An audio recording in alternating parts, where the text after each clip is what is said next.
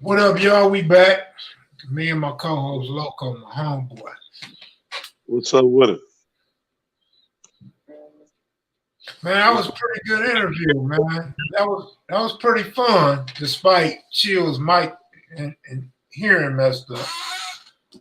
Oh man, I enjoyed that one, man. That was real cool right there for sure. Yeah, MC8 is well spoken, man. I'm so used to him talking slow, and I didn't know he could come off like that, but that was good, man. Very informational. That's right. That was pretty good. That was pretty cool for them to come on. Like I say, man, I appreciate all the dudes that ain't too big for kevmacvideos, man. Oh man, they ain't even. It's beyond that. It's beyond that now, bro. You more than off the porch with it. So that's why you getting the blessings you getting, man. You know what I'm saying? Yes, sir. Ain't no other way to explain it. And not to mention, a little help from Miss Kenya Well for sure.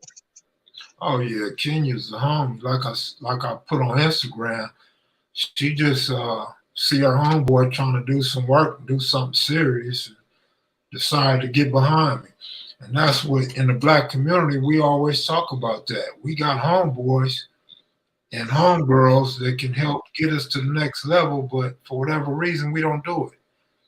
Yeah.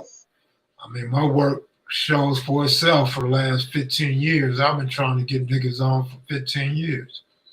You know what I mean? And not even being on myself, just knowing that it just take a little exposure and a little push behind people sometimes to get them going in the right direction. Yes, indeed. Yeah. Well, man, look. First and foremost, man, I want to send a shout out to Lil Sitter and T Woods, man. My little homeboys, man, from the set. You know what I mean? Back home. I went down there and I hung out with them, man, and they worked, man, diligently, man, to get out some heat. And I appreciate everything, man. Much love to all my homeboys, Shun, Baby D, you know what I'm saying? Money, Lil B-Lo number 2 and 3, you know what I'm saying? 3D, you know what I'm talking about? Quinn, all the homies, Low Down, Dingo, everybody, you know what I'm saying? Back home, man. And if I forgot anybody, Cut, you know what I'm saying? Watso, all my little homies and shit, man. If I forgot anybody, cuz I didn't mean to, But I appreciate everybody, man, kicking into action and shit and getting down for me. There was much love.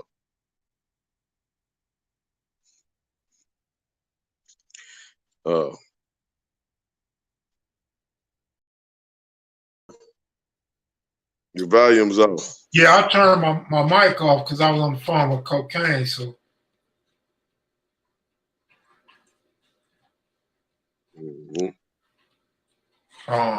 so cocaine just hit me.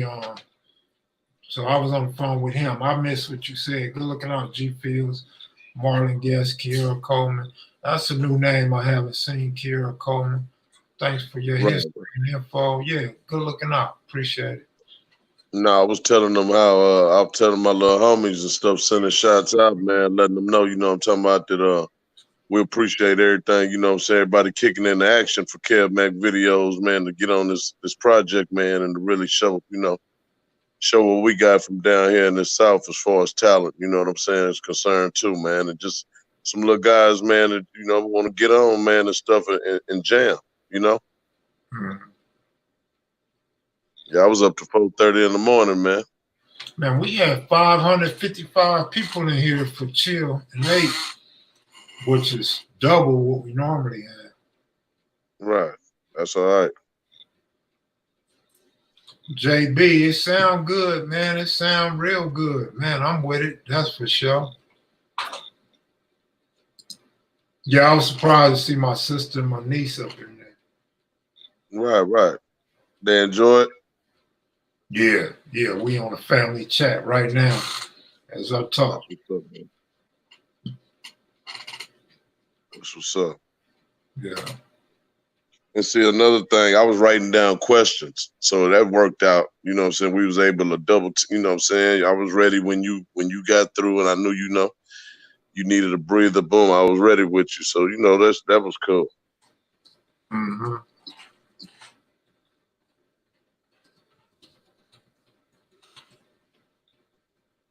Yeah, man.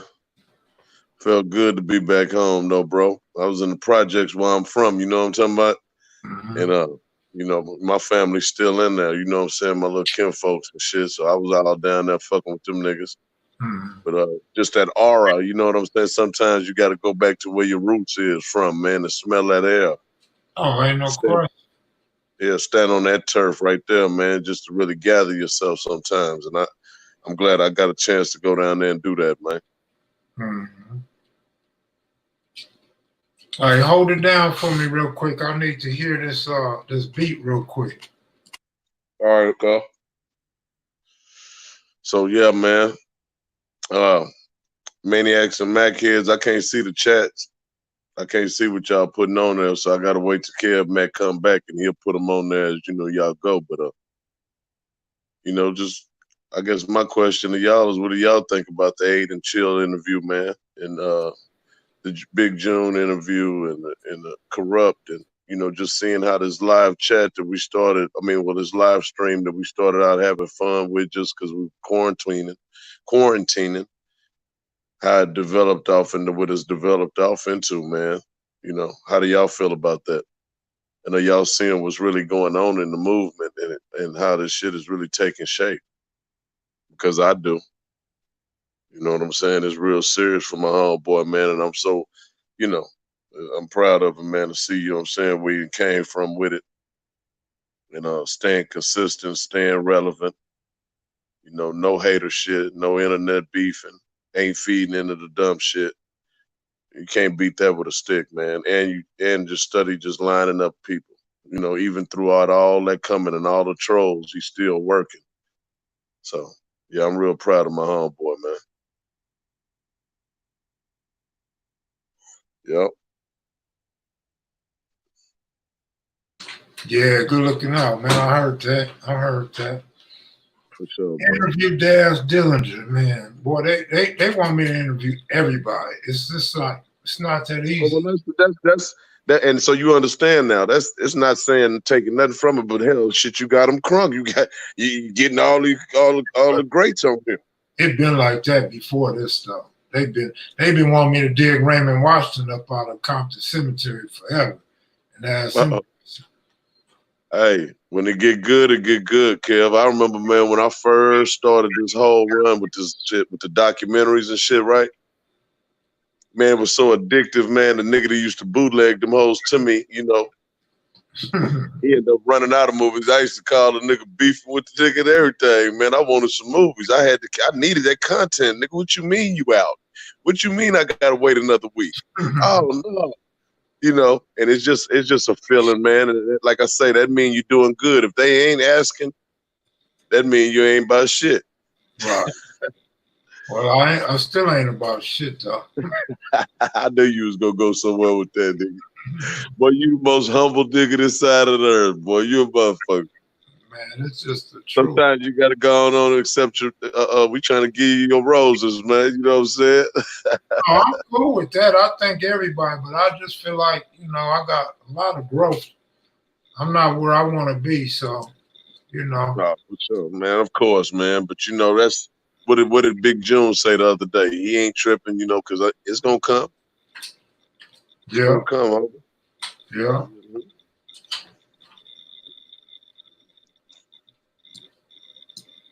It's gonna come. Ain't no telling what this shit gonna turn into, man. And to be able to look back over where everything began from. Ain't no doubt. You know what I'm saying? But that's all in a walk, bro. If it was that simple, man, to just jump up in there and jump into the millions and all the lavish shit, man, everybody be doing it. You heard me? Yeah. But it's a walk. It's a belief you got off in you that can't nobody take. Keep going. Don't stop. Don't stop, bro. I was saying about the next, you know, KevMacvideos gotta stay on. It don't matter with what you do. Cause this is where it all started from, boy. Your whole platform, you know, the whole get up of interviews and going around and catching up with these old timers that are still living and stuff and able to tell they perspective or their story. You know what I'm saying? Mm-hmm. There's still lots more of them out there, man, that's on the fence. I'm sure. You know, we think we done got everybody. You start looking at all the material you got a lot of people, bro. And it's still a whole lot of them left, ain't it? Mm-hmm. Oh yeah, ain't no question. Great encouragement, Loco. He will be at 100,000 subs soon. You know what's crazy? This pandemic, I thought it would grow fast and we would hit 100K real quick. The pandemic actually slowed everything down. We've been stuck at, like I had 85 a while ago. So we just hit 87. But still growing though, still progress. Yo, Kev, the last name Cohen? What side of the family is that from and where? Where you get that name from? I see big things happening for kevmacvideos. That's the thing, but don't do no good to keep talking about it until somebody do something about it, even if it's me or if it's somebody else. But yeah, I mean, you know, the hoopla's good. Hoopla's fine. But I'm ready to go to the next level. Kenya definitely helped go to that next level, but we still trying to get to this level. You know what I mean? So yeah, all good. Appreciate you guys for tuning in. Appreciate everybody that checked out the 8 and Chill video, the cocaine video, the corrupt video. We got some more stuff coming for y'all this week. Hopefully we got the Lady of Rage and some other females in the industry. Tomorrow we got Cam, G. Lou, and Gonzo. You guys been asking me about Gonzo forever. Now you get Gonzo, you get Cam, G. Lou, or the G. Lou show. And then Wednesday, probably Mumpy, possibly Mumpy. If not Mumpy, we get Lady of Rage maybe. If not, then we get Lady of Rage on Thursday, along with Silky Smooth or the Silky Diamond. And who knows who else? Who'd you say, Silky Smooth or Silky Diamond? I'm not sure which one. Silky Fine. Silky Fine? I don't think it's Silky Fine, but it could be. Oh, okay. Because we got a homegirl named Diamond that's in the industry. Right. So I'm not sure if it's her or not. Kenya put it together. That's why I don't know who it is. Okay. But yeah, corrupt on top of cocaine, on top of MC8. I mean, this good stuff. It's real good stuff. And I'm a fan of Lady of Rage. So I would love to have her on here. Of course, man. Lady of Rage, you know what I'm saying? Come on now. Man, she came hard, didn't she? So rough and I'm tough with my Afro puffs. Ain't no question. Okay. Yeah. She living in Virginia. That's where she come from. So it'd be good to get her. I know she been sick not too long ago, so hopefully she's well enough to come on. My little boy is sick right now, man. He got asthma, man, and been out and shit in that wind and playing on this trampoline. So I'm all worried about that shit now, bro. Man, I need Captain Cole. What's up, man? I need the Lady of Rage to spit with King Real. Because King Real's a lyricist when he want to be. He's a lyricist. A lot of times he's just telling a story. So his stories are good, but when he get into the lyric aspect of tongue twisters and being creative, he's a lyricist. So I think I could see King Real and Lady of Rage going together real good.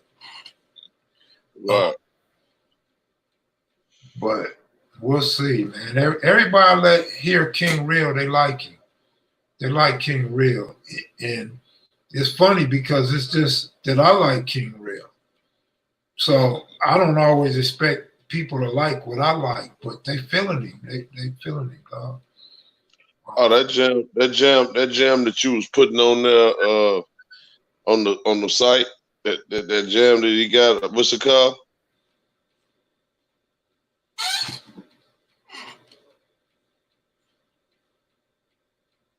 Cuz. Yeah, yeah. Man, what's the song called, man? Which one? No, my shit is going off, dog. Every time I start smoking this shit, man, it affects you. You be like me, huh? All right. Yeah. But no, my shit going off. Everybody excited about the work we got going, and so it's really hard for me to stay on here. I could turn the phone off and concentrate on this, but I don't want to miss my blessings by sitting here and not paying attention to the business aspect. G's in the trenches went hard, man. It started out like with 500 listens, 500 on YouTube like that, and then it slowed down. It's on 900 right now, but people love the G. A G in the trenches. They love that song, but they ain't heard nothing. Wait till they hear Mumbles. Wait till they hear, man, Eileen. I got some shit that King Real put together, man, for me, that I think is fire, dog. And I think people gonna really like this album. But what's gonna get him over the top is these features. When people hear these features, they gonna look at King Real like on another level. Fitzgerald's out there already, but these features will help Fitzgerald a little bit as well because he's already being taken serious. You know, when I let these dudes in the industry hear Fitzgerald, they feeling Fitzgerald already. Fitzgerald's squad builder. Yeah. See, I like Fitzgerald because he could give you that hook. He could give you that hook. He got that versatility. And then he got the Southern accent. See, for some reason, the West Coast loves Southern accents. Exactly, my nigga. And then they looking at Fitzgerald from the feedback I've been getting. They looking at Fitzgerald as like a LA nigga. You know what I'm saying? Because of his style, his delivery, what he talking about. But, you know, I think I got two good artists, man, that hopefully I could keep under my wing and get them somewhere far. You know what I mean? I'd rather ride their coattail to the bank. You know what I mean? Sure, right. But we'll see. However work out, it work out, man. I'm just on a ride right now. Fleet Bands, good looking out, bro. Appreciate you, man. That's a good look, homie. Appreciate that. That'll go toward these artists and get these features. And you know, like I always said, women and music will help get the name kevmacvideos out further. Because music is universal. Everybody loves good music. And then everybody loves women. Even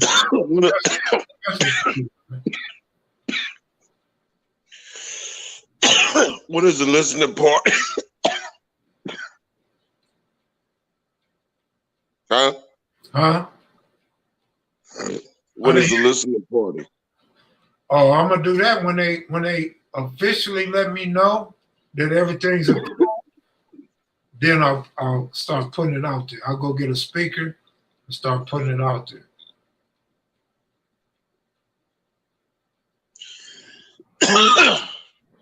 Hey, King Real, you know, that's the beauty of competition. I'm glad you're competitive and I'm glad you're confident because from my standpoint, it's not really about whose bars is up to best. Could you put some of them chats up there for me, bro? You kind of fell off on me. I can't see what they be saying. Because I don't know when you got your other phone and when you don't, man. But this is what King Real said. This is what I'm responding to.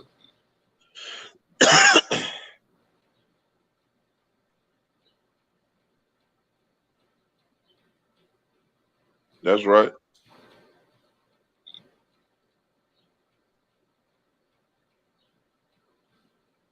That's what rap's about.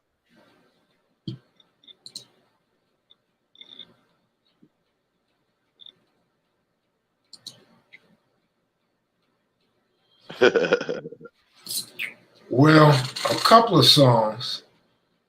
I know I haven't released Fitzgerald with Squeak Roo yet, and it's some of the others I haven't released yet, but you can hear them on YouTube on my channel, on kevmacvideos channel. You can hear them, but I prefer you guys patronize and spend 99 cents. Ain't nobody buying them, but you guys are streaming them or downloading them from YouTube. But appreciate it if you guys would spend 99 cents. Because the money is just going to go back into the project. Otherwise, like I said before, I'm going to just stop even investing in the music, because if it's not beneficial to me or the artist, what good is it?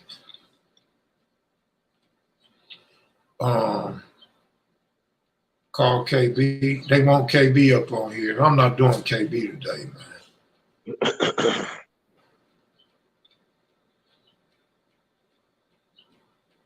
Hey, Loco, do you listen to Devin the Dude? Of course.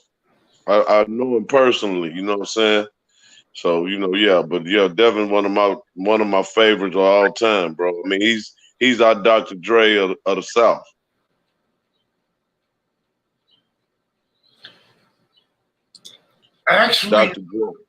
Actually, surprisingly, no, it didn't get flagged. But I just took it down. I wasn't feeling that. I took it down.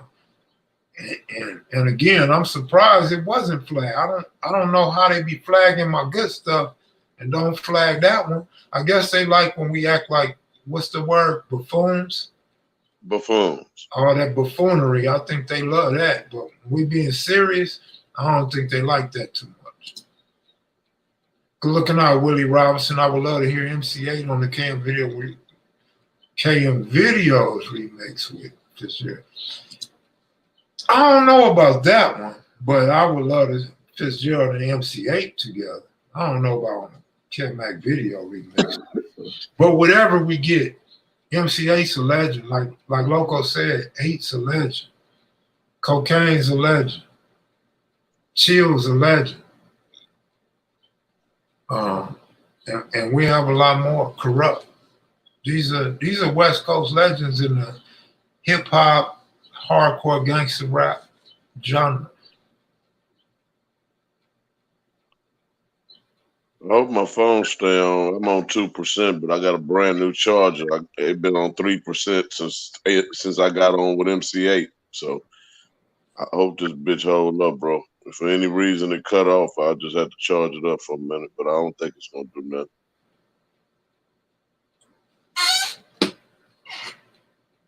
Yeah, they still talking about, hey homie, you need some help. The Corrupt video did get flagged, bro. It got flagged, and I cut it and chopped it up, and then I took the cuss words out, and when he's going in on Trump violently, I took all that out. So it did get flagged. The piece that I cut out and reposted of Trump, I still edited like serious editing to that. So it did get flagged, bro. Smokey, good looking out, man. Appreciate you, Smokey. Good guy right there, man. Appreciate it.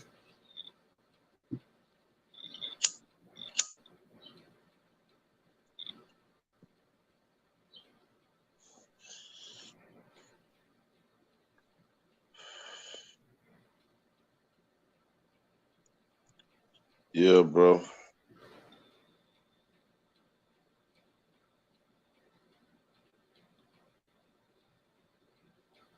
Y'all still on house arrest, huh? Yeah. They said everything opening up Monday, though, in all 50 states.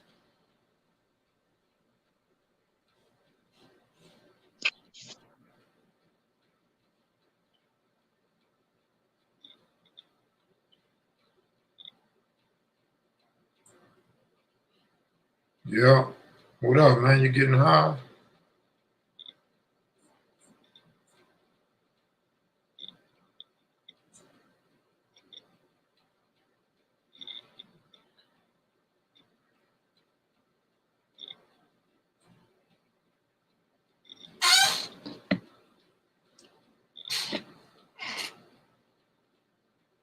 Yeah.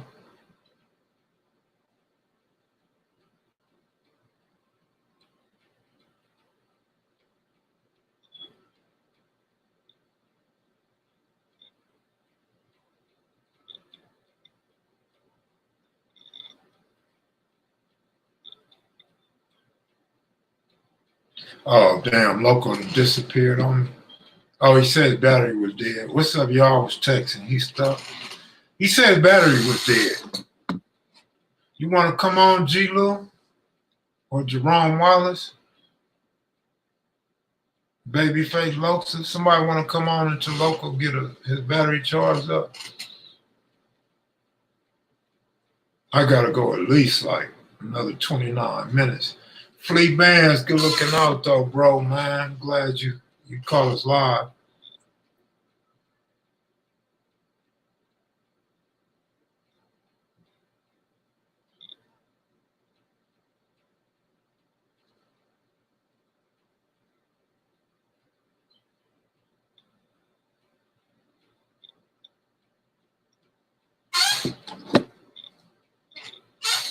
Beware of the trolls.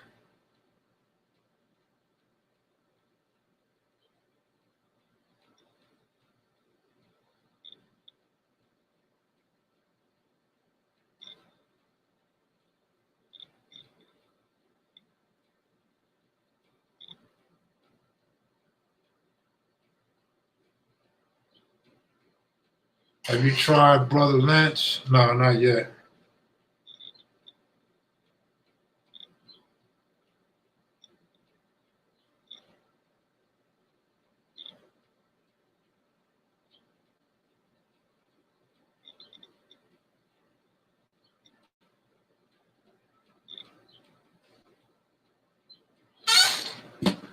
What happened to the brother Mike Conception? Mike's around. I don't know. After I went and sat down and talked to him, I haven't heard from him no more. I haven't seen him or nothing. So I don't know, man. I even text him to see if he was all right during this pandemic. I didn't get no response. Hey, Kev, you heard of Twilight Zone Compton Crib? Yeah, I don't know why people always ask me that question. Yeah, I heard of it. I don't know why my camera's blurry either. Or is it my eyes? You could get Mitchie Slick. Can you get Mitchie Slick to do a verse, though?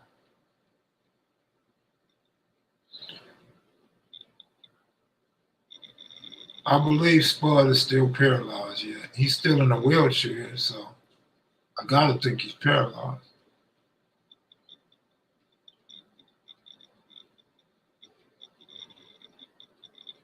Jerome, you owe him some money. That's funny, man. What's the difference between a Bugatti and a hard-on? The difference is I don't have a Bugatti. Hey, that's a good one.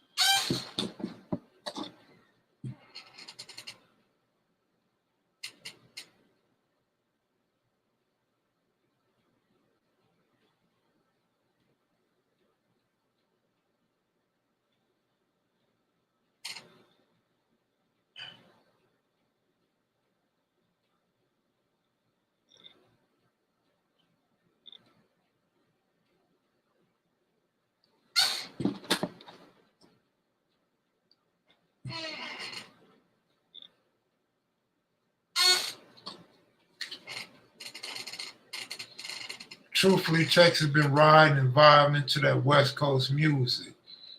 That's good, man. I noticed that too when I was dealing with the South. I really was surprised how much they like LA music because what they got going on in Texas is different than LA. Like the whole vibe, the whole everything is different because the cars are different, the drugs are different. You know, the activities are different. But yeah, from my experience, they do love the West Coast music.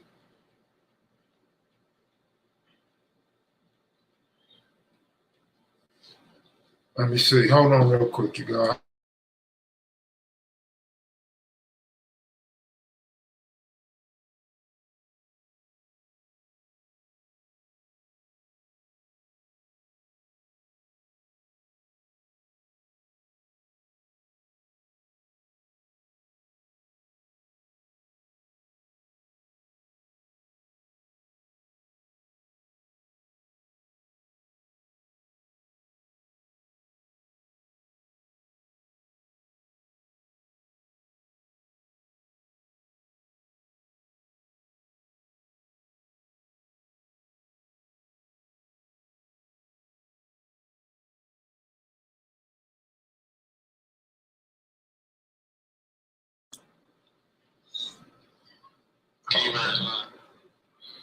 Yeah, sorry about that. I had a phone call.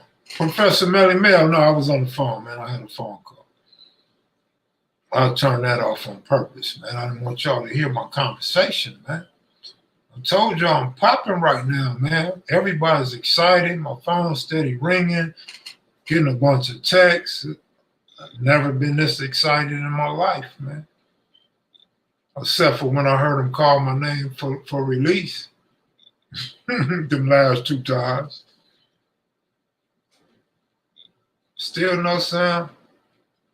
Y'all lying, man. Y'all gonna get kicked out if y'all keep saying ain't no sound.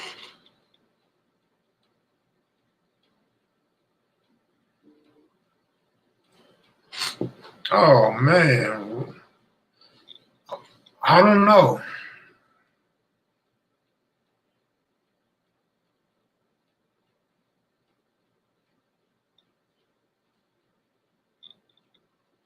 Good looking out, Jeremy. You know, you blessed. You being blessed right now, kid. Yeah, you got to give it up to the Mackids and Maniacs too, because if you guys wasn't viewing all the time, you guys wasn't getting me the likes. I mean, then who else would be interested? Include myself. Why would I be interested if y'all wasn't here with me? So, you know, like I said, last week and a half, 2 weeks, when you guys tell me that I'm doing good and you thankful for me and all that, and I turn it down, you guys got to give yourself some credit. Because if there's no Mackies and no Maniacs, there's no KevMac. So y'all just as important as I am. Don't think you're not. And don't think I don't appreciate you guys. Yeah, I didn't get to ask about the football because in an hour, you know how much stuff we couldn't talk about in an hour? Plus, it slipped my mind anyway. But I was just happy to have 8 on. I mean, this dude done put out some songs that I used to bump. Imagine that. I'm bumping songs from somebody I don't know, and then you get him to come on your platform like he ain't too big for the platform, and you know what I'm saying? He's still relevant. He just dropped a new project, and he was talking my language when he was talking about working with artists for the low. So, I mean, that was my language, but I don't know what the low is. What's low to MCA? I don't know. Because, like he said, he dealt with people with big names and hit records. So, I don't know what low is, what high is. Well, I know what high is. High is anything that's out of my realm of reality, but I don't know what the low is. So, MCA is definitely a legend, man. So, you know, some good things to look forward to in the future. Whoa, whoa, good looking out. Maurice Paula, good looking out. Shout out to Kev Mac, where content is key. Much respect to support, big dog. You know, if that's Melly Mel's line, it's where content is king. You know, like king with the crown on your head, where content is king. You know, the best content, the top content, where there's plenty of content dealing with what we talk about. But content is key. Of course, it's key. We know it's key because without the content, we ain't shit. You know what I mean? But good looking out, Maurice, and we'll appreciate y'all, brothers. Good looking out, man. Liberation for the black nation or black nationality. KMV, you on the road, keep it up. Good looking out, Josh Norris. OG Classic Jones, Maniac checking in, just watched the little Raymond interview. I thought that was a good interview by Melly Mel. I mean, the video quality could have been better, but I thought it flowed smoothly. Like there was no hiccups. I thought it was great, to be honest with you. Especially for a person's first interview. I think that was a great first interview for anybody. You know, again, the video quality could have been a little better, but the actual content was great. And being on Ludus Park and being Lil Raymond and the information, I thought it was great. So I appreciate that, Melly Mel. Shout out to Melly Mel and the Gibson family. Yep. Melly Mel's the next to start blowing. You feel me? Melly Mel well on his way too. Shit. Loco, you all right? Yeah, I'm good, man. Still ain't got but 4%, but I had to come out. You know, I ain't gonna leave you stuck out, big homie. Oh, I'm good. What y'all talking about? I could carry the weight by myself. We just talking about MC8 and you got the conversation started talking about you proud of me. And the site is going up a little more now. So that's what we're talking about. And then Melly Mel, I don't know if you've seen Melly Mel's interview. No. Lil Raymond from Ludus Park. Watch it when we get through. Okay. Lil Raymond from Ludus Park. It was a good interview. So I was just telling them how I thought that was a good interview, especially for first time person's interview. Their first interview. Yeah. Eyeballs Torres, tomorrow, 5/19 is Malcolm X's birthday. How old were you when you first read his autobiography? I can tell you the first time I actually remember reading it, but it wasn't really the first time I read it. Yeah. So I was 26. I was 25. I was 25 when let me see. Let me do my math again real quick. Yeah, I was 25. But I had already read it before that. I just couldn't tell you when. I didn't take it serious till I was 25. When my kid's mother was pregnant with my son, I decided to pick it up and read it thoroughly and pay it more attention. So thanks, Eyeball Torres. Mike Marks, good looking out. Appreciate it. My homie and Loco, smoke one with your boy. I'm in the city. Somebody want to smoke one with you, man? Who was that? Mike Marks. Where you at, Mike? You on the southwest side?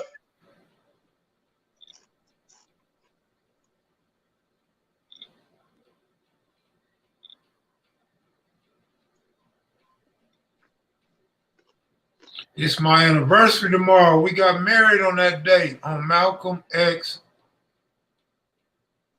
for that reason. Okay. That's cool, OG Classic Jones, man. That's cool. That's OG Classic. Happy anniversary. Hood politics. Good looking out, bro. Appreciate it.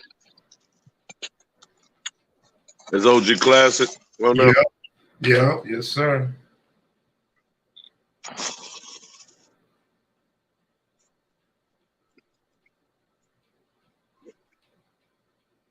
Corleone, 86.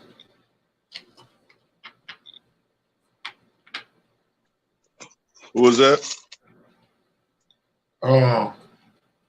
Corleone. Frank the Tank, what's up? What's up? Where Babyface Loaster at? Mr. Kevmac, have you ever heard of Los Angeles Brotherhood Crusade? Yes, I have, but I couldn't tell you nothing about it. All I've ever done was heard about it. Professor Melly Mel in this section with KM Video where content is king. The dopest chat room grooms. My sister said it's important that we give Kenya a name now. I'll say she's the queen, but my sister says she needs a title for kevmacvideos. Our Loco's the co-host, and you gave Rocchead co-host. Melly Mel, the professor, is the ambassador. Kenya's a machine like Rocchead and them be saying they are. She ain't stopped yet. She been a machine. She been going like a machine. Kenya's the machine. So is that Miss Machine? The machine? Yeah, she goes after it, man. Mm-hmm.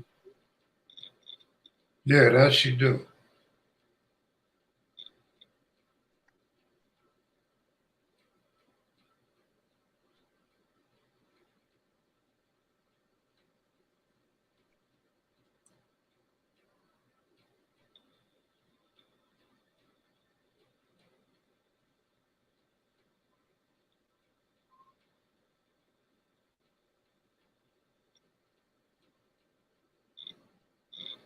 See, if I could see these chats on my phone, I could be answering them while you looking at your shit and be just running along smooth.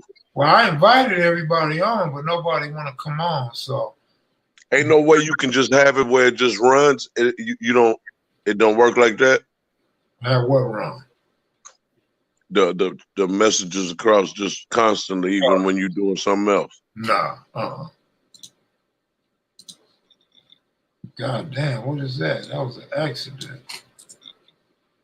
First lady is 100 fire. Yeah, the first lady sound. She's the Cleopatra Jones on here. Kenya, the director of operations. Machina, the first lady.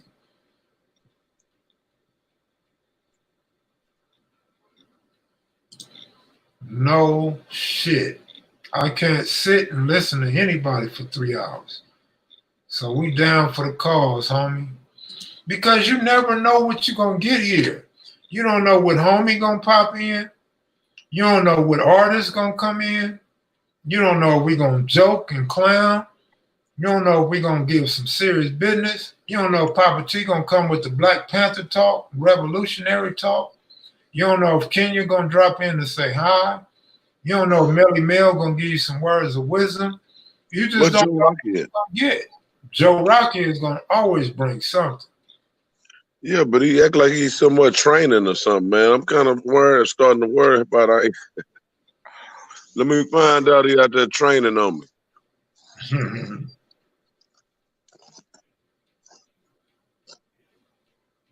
I heard that.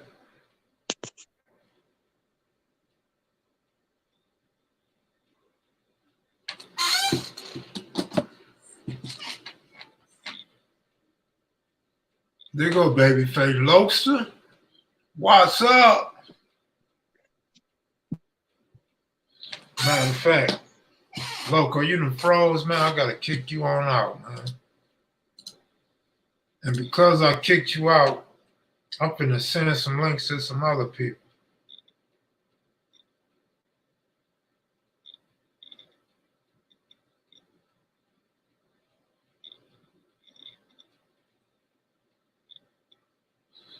Kev got a variety for sure. Yep. Even had Deuce the Factor on here. And Beach Boss. Rocchead's sister got out the feds after 23 years. All right. That's cool.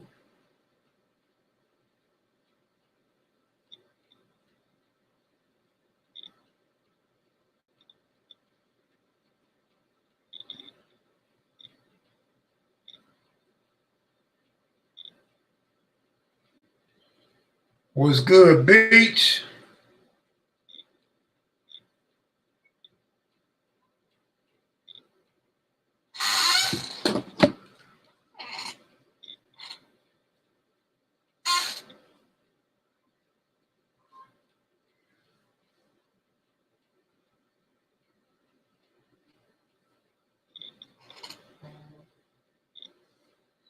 Keith Peller interview was slept on. Keith Peller got interviews on street gangs as well. A lot of people text me. They didn't like that, but this is what do you call that? Free enterprise, man. People go wherever they want to go. But with that said, Keith Peller did promise to do another KMV when I came back, and we didn't ever get to do that. And then he went over to street gangs. But I thought that was a real good interview that I did with Keith Peller. Real informational, seemed pretty solid and accurate, no extras. So I like the Keith Peller interview as well. What's up, Loco? What's up, doctor? You all right? Can you hear me? Okay. About to say, couldn't hear you. You be kicking me out, but I just be answering text messages and shit, cuz. That's why it frees me for a second. I could come right back in. Oh, all right. You was froze. So I didn't know. You don't like that freeze, huh? That freeze fuck you. No, I just thought he was done. Well. Yeah. I'm waiting for you to get, hell, I can't see the chat and you ain't talking. You got munchies like a motherfucker. Man, I'm trying to tell you, boy, you smoke that shit I smoke, you'll have munchies too. I don't need to smoke. You see where my mind be at. Bro, you would smoke, you would have came up with more questions. Eight answered everything anyway on his own. Like he just, he knew what a nigga wanted. He went on into his other shit. You know what I mean? Yeah. Yeah, Josh Norris, I don't think so, man. That's not gonna happen. Unless I get like a real like TV show or something like that, bro. Because it just don't work like that. So why would you pay people for that? Kev, what you thought about the Jordan documentary? I didn't watch the Jordan documentary. I felt like I lived it, so it wasn't no need me watching it. I was there along for the ride. I wasn't there in person, but I was on the couch in the sports book with Jordan the whole way. So,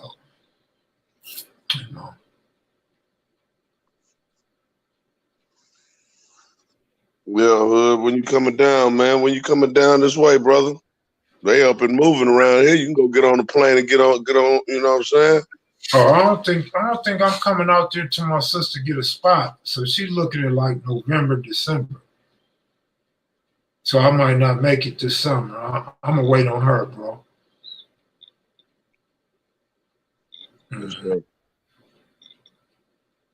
I mean, I could post a link, but I'm gonna be short. I'm gonna have a short hook on y'all today.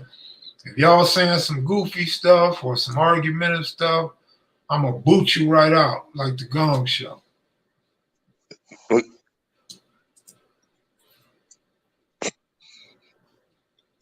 Right, that's how JT, the bigger figure, the nigga I was telling you about.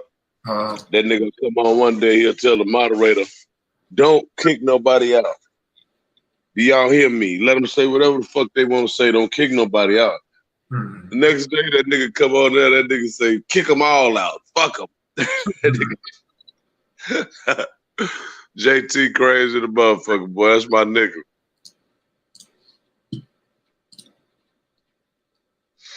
Man, for real.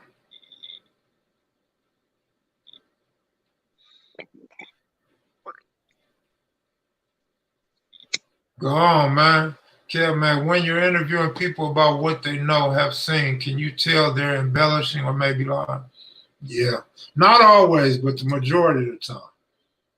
I mean, because if you start talking about an area in which I have no knowledge of, I don't know if you're lying or not. But when you start putting your gang with this gang and this dude, and I'm sitting here in my mind knowing that this dude died at this time, or this dude wasn't from that hood at this time, or dude didn't move to LA at the time, I'll be sitting there like, this nigga gonna really sit here and tell these lies? But sometimes what happens is some people can have misinformation or make a mistake. I've done it plenty of times. Sometimes you're thinking and you're talking at the same time and you spit out the wrong date or wrong name a wrong gang or something like that. But yeah, you all you really got to do is follow the genealogy, follow the timeline, and I'm pretty good with that. But again, if I don't know the subject well, then I can't really tell if a person lying or not until they hang themselves. When they keep going and keep going, they'll hang themselves.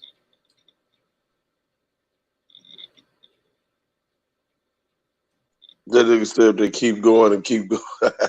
They'll hang themselves, bro, without question. Mm-hmm. Just let a man that talk a lot keep talking.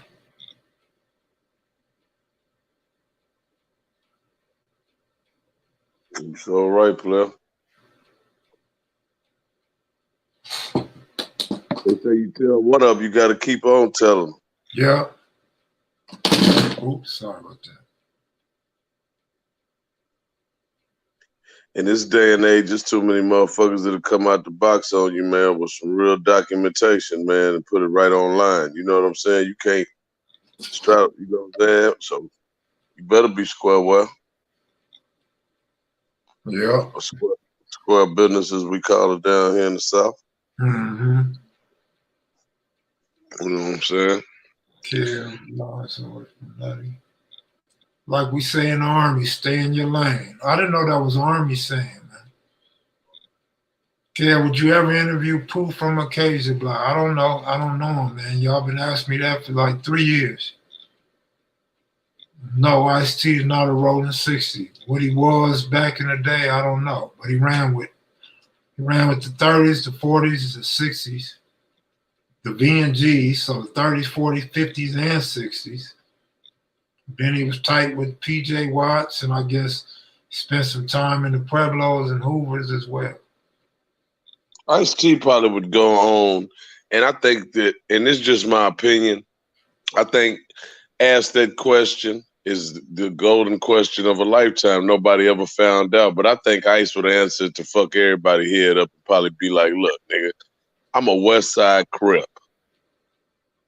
Well, he was around, you know what I mean? That would fuck everybody up. You know what I'm saying? Just to kill all that, which set, what hood, so they can claim it, oh, Ice-T from over here.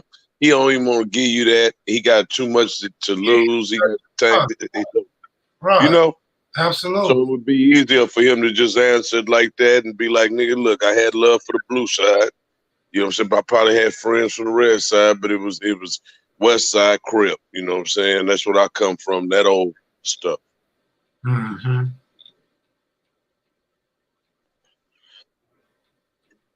But that's coming up. Something's telling me in my spirit that's gonna when that break loose right there, man. I ain't gonna. You gonna have to put somebody on here with me because you ain't gonna never get off your phone for 2-3 lives.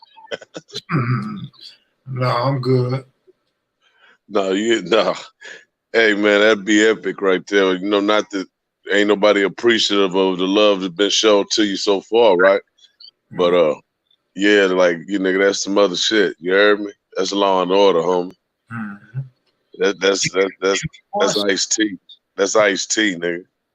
That nigga got a soundtrack for a lifetime of a lifetime we've lived off that soundtrack. Yeah, ain't no question. And his name always come up when you talk about West Coast hip hop. It's there. He's a pioneer of that shit. But what's funny is Ice got money. He got a longevity in the street and in the entertainment. And it's like you were saying, like, why would he even need to answer anybody's question at this point? Well, let me show you something else, man, that people don't really touch on. For that man to come from the time that he came from and to do the things that he's done in his personal life with his marriages and different stuff, to the relationships, never to get involved or go to prison or fumble none of that money off in no bullshit way. It has something to be commended. Mm-hmm. You know, they like to commend black people when they stay married together for a long time. But when you got guys from that kind, he come in, gangster rap, everything. Motherfuckers are censoring him and hating on him. He been through all the racisms with it, I'm sure. I mean, just everything that has to do with the game and shit, man. I seen it, and he still stayed strong minded to punch through all that shit and keep on pushing, man. Become what he became. To come from South Central LA like that, man. You talking about that's dreaming, Jack. Mm-hmm. Yeah. That's real life dreaming right there. That's real life shit, bro. And I'm not sure because I don't know his story. Maybe you do, but did he have a father present? Nah. His parents died. That's why he was in LA. So you know, even that aspect and that dynamic, Kev, how many niggas gonna be able to be that mental strong to fight through all that shit? You know what I'm saying? I'm sure he had things that went behind the scenes, but we never seen it. He's very good at keeping his life private. Ask Loco what main hoods in Texas that originated in Cali. Okay. Well, of course, 6-0 Crip, 5 Deuce Hoovers, the Grape Street Crips, the Altadena Block Crips, the 7-4 Hoover Crips, 7-4 Hoover Criminals, excuse me, 107 Hoover, 9 O's, Westside 9 O's, 5-9 Hoover. You had some playboys here and there sprinkled all over the state back in the old days. I ain't ran into them in a long time. All right, hold up, Loco. What's up, Chico? What's up, OG? What's going on with you? Man, you look how you got shaved up. Shit. What's going on, Chico? My man right there just shook his head at me. That's fucked up. And he was like, it's a shame. Slim shit look like that. No, homie, you crazy the motherfucker. What's going on with you, man? How you feeling tonight, bro? How you doing, man? Pleasure. That's all good. No, the pleasure's all mine. Hey, man, say I'm a fan, homie. Thank you, brother. I appreciate you. Yes, indeed. Yeah, man, I appreciate you, man. I like the hat you got on, man. Oh yeah, this DC dude out of DC. It's a Washington, a DC hat, got the 3 stars on it from the flag and all that. Mm-hmm. Man, that accent you got, I've always been intrigued by that accent, man. Y'all sound like y'all back in the George Washington days or something and shit like when you see the movies. All y'all talk like that, that's man. A new one. That's a new one, right? But that's the thing, like we got a real unique accent, you know what I'm saying? Like whenever we go to, like when I was young and I go to New York, people always say we sound like we from the country. And then when I go down south, motherfuckers say we sound like we from somewhere else. But I ain't never heard the George Washington days. That's a new one. Nigga sound like I'm from the colonial times. I tell you. Exactly. That's it right there, the colonial shit, homie. Hey, Kev, don't he sound like Tony the other night? Sound just like Tony. If you didn't have his picture on there, I think Tony was on here talking. Tony Jr., the activist. He sound like Chico Bean to me, man. His voice, I just know it. When I hear it, I just know that's Chico Bean. Well, already. It is, man. Yeah. Hey, what you been doing, man, during this quarantine, Chico? Man, you know what? I just been really, man, the best thing that happened to me in this process is I done got to, learn how to be a better father, man, to be honest with you. That's the biggest skill I done picked up, because my daughter, 11, and she take the biggest L in regards to me being gone on the road all the time and always moving. So, when you get to spend this type of time, close quarters like that, you get to see a lot of the things that you miss, those little small intricacies of her personality, her building up, the person that she becoming that I miss, and I try my best to make up for it, just to compensate for it with things that I do with her. But the best thing that just being able to give her them reference points that I didn't have, my father got killed. So a lot of the things that most of what I had to learn about being a man, I had to learn from experience. But just being able to give her those reference points of why she the way she is and why she think the way she think, that's been the best part of it for me, G. Man, I seen you on Instagram with your daughter and y'all laughing and clowning. And I was like, man, that's cool, man. Me and my daughter, we've been through this pandemic. We talking and communicate more. But one day I turned it on and she had her face next to yours. Mm-hmm. Image, man. Yeah, man. It would have been nothing I can do. That would have been a waste of a DNA test, to tell you the truth. Exactly. That's definitely my twin, man. But that's what I'm saying. Like me you know, when I was coming up, like my uncles was my influence, but you know, at the end of the day, it wasn't their responsibility to give me all the things that a man was supposed to get. They gave me the hard lessons, but a lot of the little small parts of who I am as a person, I'm still figuring out because I don't have that reference point to be able to, you know, just to get that information of why I do the little things I do or think the way I think, you know what I mean, that come to you naturally from your pops. So me being able to be here throughout this extended period of time that they didn't shut the world down and just give her that day-to-day access to why she is the type of person that she is has been the best part of it for me. That's good, man. Some things happen for a reason, man. And, Most definitely. hopefully it's more fathers out there that's getting closer with their kids and other family members as well. Yeah, because most of I'm telling you, it's a lot of motherfuckers that's in the house with kids they don't know. You know what I'm saying? Like, because, you know, most people, you know, we come from them type of environments where you send a motherfucker outside and they wherever they at. And now that the whole world is shut down, you got to be in close quarters with your kids. So a lot of people don't even know who their children are turned into. I'm lucky in that regard that I was there early and know the type of personality that she got. But still, it's a lot that I missed that I didn't picked up on in these past 2 months that I didn't even know, you know, that she had in regards to the ways that she act like me and the things that she do that's exactly like her father, and me being able to show her that, just making her more comfortable with a lot of the things that, you know, the outside world may try to ridicule her for, and, you know, the shit that I had to figure out on my own. It just feel good to be able to kind of shield her from all of that by me being here every day now. Mm-hmm. Chico loved the show. Heard him talk about it a few times. Yeah, that's how. Oh how man, what this is. I watch this shit like I used to watch Martin when I was little. Like, hey, literally, man. Like, you know, ever since, like I said, me and my cousin have always been in tune with the West Coast culture. Just because, like I said, we, you know, us being from DC, when that YouTube came out, we was, you know, just always searching it because it was such a crazy tool when we first got a hold of it. And like I said, like just seeing them first, you know, gang bang documentaries, the joints from what's the name of the first one we saw? I can't remember what the name of it was. I think it might have been one of the first ones Monster Cody did, and we caught that one early in the game. And we just have always been in tune with the West Coast culture because, you know, we respected it. Because you know, I respect the fact that y'all are so in tune with y'all culture out there, and the fact that y'all culture is spread across the world the way it does. Like I say this all the time, even though, you know, I love my city like no other. I say that niggas from LA probably has the biggest say so in regards to being the most influential, because it's Crips and Bloods everywhere. Mm-hmm. And I mean all over America. And that started, the motherland is out there. So just when you came out and started showing like the guys who were, you know, influential and starting it, is entertaining to me, man. It's interesting because, like I said, a lot of my family members that was in the streets didn't get a chance to tell a story. So the fact that you giving these guys who did make it an opportunity to tell a story and giving them their story some worth, man, I love this shit. Everything you put out, you got a fan in me forever. I done told you that. Yeah, I appreciate that, man.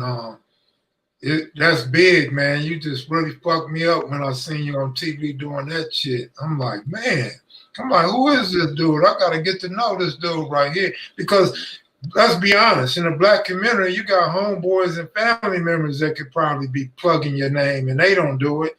So yeah, but that's what come with it though, Kev. Like it's like, you know, I go through that all the time. Like a big reason why I'm the way I am is because, you know, like I said, I done been a man in my house since I was a young nigga. Like I started working at 9 years old at the barbershop, brushing people off for dollars. And, you know, having to go to the grocery store when all my friends was outside playing. And you know what I mean? I had to make that cool because I didn't have a choice. But the skill and the responsibility that I built up in doing that, a lot of the niggas that I came up with ended up hating me for having that skill set that they didn't get instilled in them. So it just go like that. Most of the time, people ain't going to love you until strangers start to. Once strangers start to love you, then everybody be like, oh, that's my man, that's my cousin, that's my homie. But it ain't gonna be till strangers start to love you, till the people that's around you that should really appreciate it start to. Man, that's never heard it put like that, man. That's real. But look, I know you gotta go, man. I don't know. You good. I ain't doing shit, Kev. I was in here, man, on YouTube. That's what I ain't been doing nothing. My daughter's sleep, man. I've been in here just on the YouTube journey. I've been watching a lot of the lives you've been doing. I've been going back. I seen salute to you for putting the OG Frog back up. I seen Oh, you yeah. re-uploaded that one. That's one of my favorite. You know Okay. what I mean? When he was telling the story about how he stood, yeah, it was me right here. And then, you know, he was a Crip and I was a Blood, and I took off for my guy. He was down, and you know what I mean? That's how we had to do it. You know what I mean? I had to put the chunkums on him, you know what time it is, you know what I mean? That's what it was. And guess what? That's my man right The there. blenders. He had to put the blenders. They had to put them blenders on him, you know what I mean? And guess what? That's what I did. And yeah, that's what it is. So salute to you, you know what I mean? Yeah, that was we had to check them dudes' leadership about 70, 75, 76. Yeah, we went through there, you know what I mean? Had to let them know what time it was, but you know, we did that and that's what it was. But you know, guess what? That's what we did. They said, do you have an impersonation for Lil Doc? Lord, man, that's my listen. Lil Doc is the, you know, we was in the module, you know, and it was me and like 50 Hoovers, you know. I ain't say, you know, he was a rider. I like rider shit.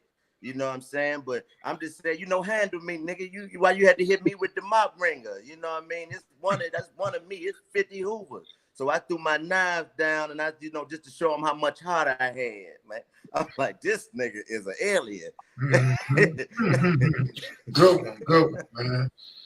Yeah, I just had MC8 and the Chill on here.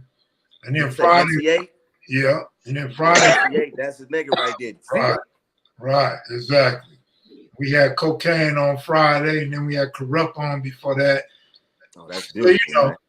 Chico Bean, you know.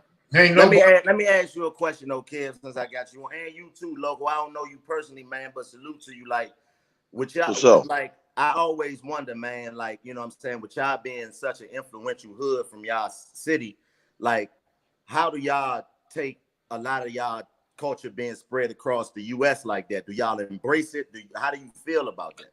I'm one of the ones that embraced it. I'm in Texas, homie. Oh, you in Houston? And I mean, I live in Houston, but I'm from San Antonio, man. So you know, we embraced the shit, man, from like 80, 86, 87. It came to the city where I'm from, man. You know. Wow. And so yeah, man. You know what I'm saying? And so that question is to Kev primarily. You know what I'm saying? I'm from 60 Crypto, I mean, nah, it's to you too, because you know what I mean, being as though that's an even perfect example, like you being a guy that's from somewhere else in America that embraced that culture. Like, how do you feel when you see it? Like, if you say you've been doing it since the 80s, like, how do you feel when you see the way that this is kind of done now in regards to the way social media work and all that? Do you think that the essence of what it is still in play? Or do you think that it's changed to the point where they'll never kind of see that way again? I wish the kids would wake up, Chico, and realize that time came and went. And what they trying to keep rehashing and reliving, it'll never happen again. It's time to move on to a better day and start getting education and realize what the hell's going on in life. It's real out here, man. You know what I'm saying? And that time came and went. And like, you know, what Kev does is the history part and all this different stuff. So I never try to get out there and propagate that, you know, let's keep on with this. Let's keep going that way. You know what I'm saying? I feel like it's all fucked up now, man, as far as the game in that aspect, man. And it ain't nothing like it was when I came up, you know, in it. It wasn't like it was so good back then because it was all bad back then, too. It's been chaos, man, ever since it began. You know what I'm saying? So, but for that, and that's another reason why would you want to keep chaos going? You know, everybody's not going to change, homie, but I just hope gradually, man, the violence of it, man, ceases. You know what I'm saying? And we get back more to the love aspect of our color, man, and not looking at what he got on or who he's affiliated with and all this old kind of stuff, man. One day we got to get past that. I don't know if it'll ever happen. I doubt if I could live to see that. You know what I'm saying? The way things look right now. That's something that you know, that's the reason why I love kevmacvideos so much, is just because, you know, like I say this about the streets, it don't matter where you are, it's real niggas everywhere, suckers everywhere, and really the streets is the same. The script of the movie is the same, the character's just different. But the thing is that, you know, one thing I will say about the gang culture is that it's strength in numbers, man. That's just the way it works. And, you know, being able to have somebody who's lived the lifestyle that a lot of people propagate and pretend to live now and broadcast, no matter where you from. If you really live that life, you got the ability to be able to reach back and touch the people in a different way, because a lot of the reasons why we got into a lot of the things that I got into when I was young is because a lot of them guys that they put into our neighborhood wasn't from our neighborhoods. And we knew that y'all don't understand what we going through out here. You don't understand what it's like to be into it with a dude around the corner, and you don't have no say so on how you don't understand the struggle of what we going through. So that's why it's always been big for me, for guys of your cloth and guys that come from your era, to be in our neighborhoods, because I know when I was young, the niggas that I would listen to that could stop me and sit me down and say, hey, young nigga, what the fuck is you doing? Was the ones that I knew came from what I come from. So just y'all having that ability to be able to do that, like, that's why I salute Kev, and whenever I get a chance, I always show him love, because the more people get to see guys that really live their life, tell a story, and show, you know, it's official. I really was out here at war like everybody else, but I'm telling you now that it ain't no future in it. And if we can implement programs, and everybody looking at this election coming up, that's something that I think needs to be discussed, is how we going to curb the recidivism rate in these cities that we come from. Because a lot of niggas is coming home, and when you come home, you ain't got no money, you ain't got nobody to support you. So all you're going to do is go back to what you know. But if they implemented programs to put into the communities that allowed these dudes to, when they build these rec centers, they employ guys like y'all to be the guys who run the rec center, then the programs and the things that y'all are going to do are going to keep us, the younger guys, from doing the shit that y'all went through. But for some reason, people don't seem to get that, man. So that's why I salute your platform, because your platform is a way that people get to see how it's possible for guys who done lived the life, been to jail, did all the gangster shit, to really implement a change in the community, man. Right. You said so much, I don't even know where to begin. But to your earlier question, you basically answered it yourself. When you come from LA or Southern California, it's the same as how you describe DC. We only fucking with the niggas that's right there in our community that we seen when we was growing up or grew up side by side with. And anything else, we gonna notice the funny shit, and that's what we don't accept. Like, you can be from Shreveport, or you could be from San Antonio, you could be from Fort Worth, you could be from Las Vegas, you could be from St. Louis, Arkansas, a number of different cities. It's about how you program and how you carry yourself. If you carry yourself like we carry ours, then you know different. Because let's remember, and let's be honest, Chico, the LA gang spread across the nation because of crack cocaine. Yeah, most definitely. And everything spread across the nation because of crack cocaine, when you really think about it, when it comes to niggas. You know what I mean?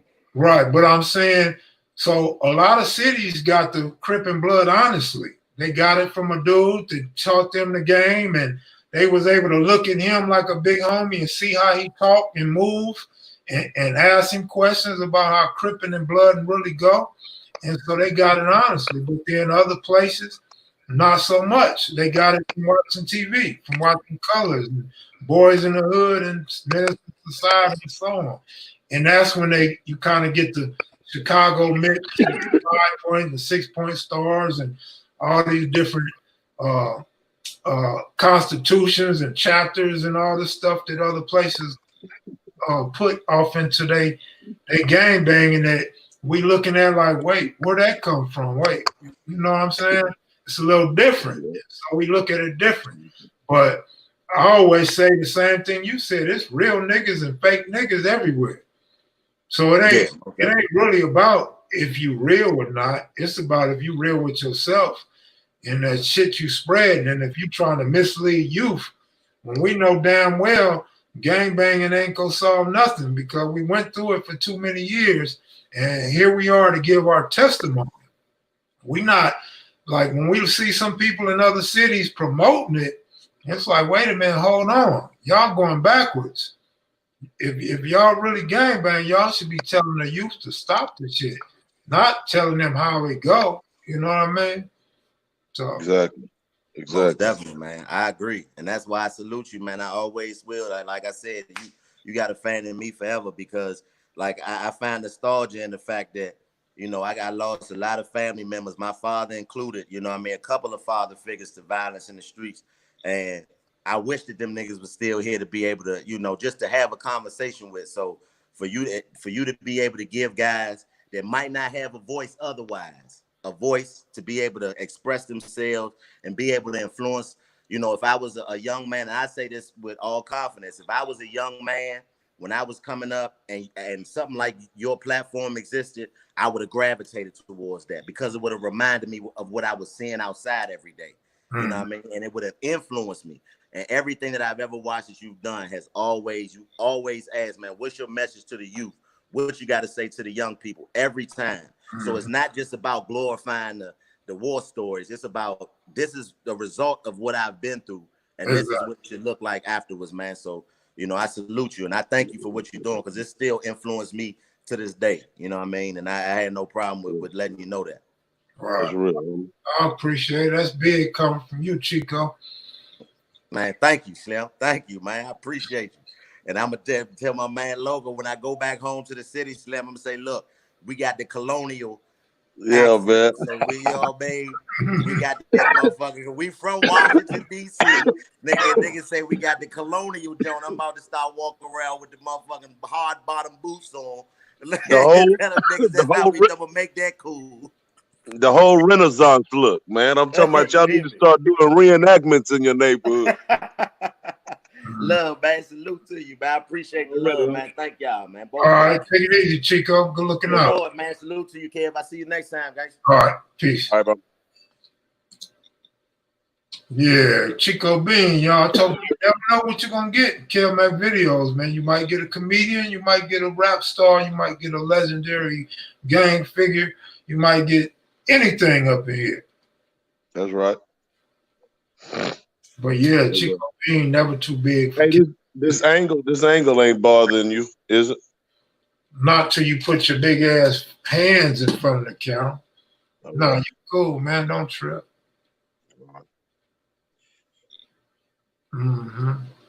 Yeah, DC in the system. You've been in the feds, right?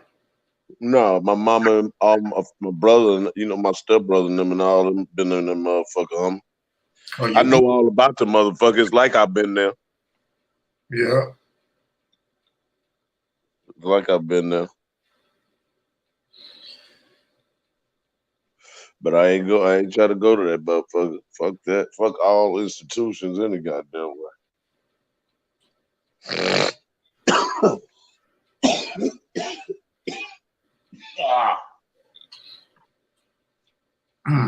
Can you interview Big Rick? No, Big Rick don't do interviews. My man said 12 years. Congratulations, man. My man Deuce the Fact said Maxine Waters messing around and pop in. Boy, Maxine came in here, y'all be giving her hell. If Maxine popped in here, man, I go to question and ask her some questions. I need to know what's going on, Maxine. Maxine, I don't think she could come on live and talk to you. Because I talked to Maxine in person, boy, she's revolutionary. Oh, yeah. She can't do all that in public. No. And she got wisdom for her people too, man. She got a lot of wisdom, man. That's a smart woman. Yeah. Might be the movie. Might be the movie need to be made. Oh, she'll have a good movie, man. Yeah. About her fighting, who she really is. Because a lot of people, we judged off of her not liking Pac back in the game. And so nobody really ever even know probably what her accolades are, or what she was about, or how she came to be who she was, because I don't. So what you telling me right now is like, wow, I'm interested in finding out what the hell you talking about, because I just thought she was some person that was like white. You know what I'm saying? Like a black woman, a white woman trapped in a black woman's body type shit because of her disliking Pac. I'm sure she'll say today that she didn't dislike Pac. He was a young kid to her, man. You got to look at the age difference. And Pac was a young kid. So she just probably was frustrated that he didn't get it. You know what I'm saying? What she was trying to push out to him. What they saying in the comments, cuz you falling off on me. No, I'm listening to you talking and watching you smoke, nigga. You know what I'm saying? I'm gonna be getting high as a motherfucker, man, tonight, man. My little partner called me, man, at 3:00 this morning in the studio, bro.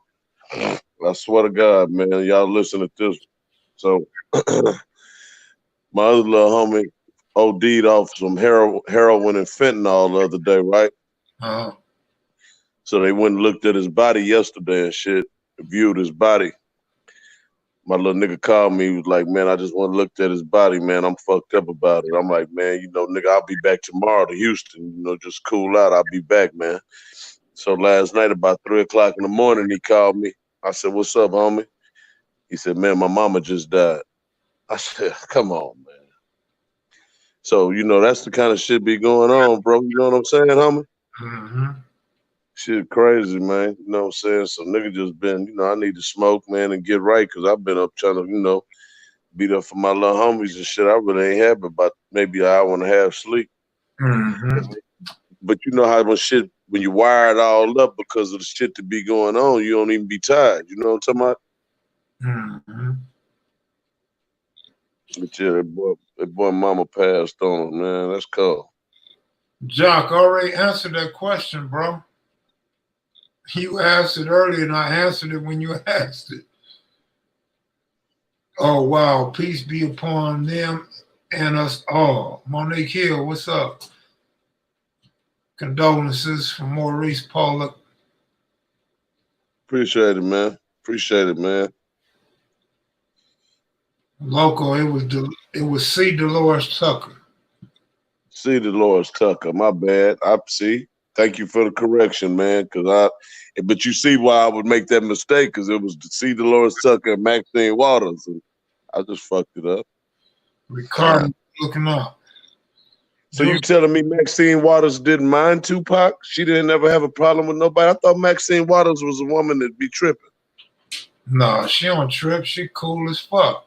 You know, a lot of homies, you know, and it's crazy because, you know, people got short memories. It was a while back, Maxine was employing a lot of Crips. I'm pretty sure Bloods too, but a lot of Crips was being employed because of Maxine Waters with the fiber optics and all that shit and computer technicians and shit. Yeah. Yeah, we had a couple homies that'll come by your house and fix your computer and no problem. Right. For the low. Yeah. Yeah. Because of Maxine. Yeah. They got out of prison and she had some type of schooling for them dudes. That's all right, though. Yeah. That's all right, though. But ain't no question, Maxine down with our people, bro. She support shit everybody, man. She from the hood, she has your back. She was front line with it. Yep. All right. We need to get C. Dolores Tucker on here too then. Deuce the Factor say, fun fact. Black man invented fiber optics. What you say, Loco? When we gonna what? We need to get C. Dolores Tucker on here. How about Tucker dead? No shit. For real, bro? That's what they said. Oh shit. R.I.P. C. Dolores Tucker. Hell. I ain't, man. Okay. Hutch said he was impressed with the trade program she has going on in LA in 2015 when he was there. Yeah, they said she's dead, bro. They laughing at you. Yep. That shit I didn't know, homie.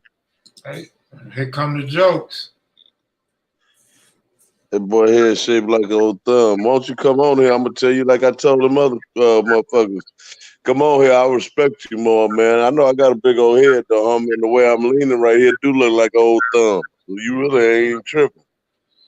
They said Miss Tucker died last year. Okay, well, I mean, at least she ain't just been dead 5 or 10 years and I didn't know. At least y'all, you can understand why I missed it. a year. You know what I'm saying?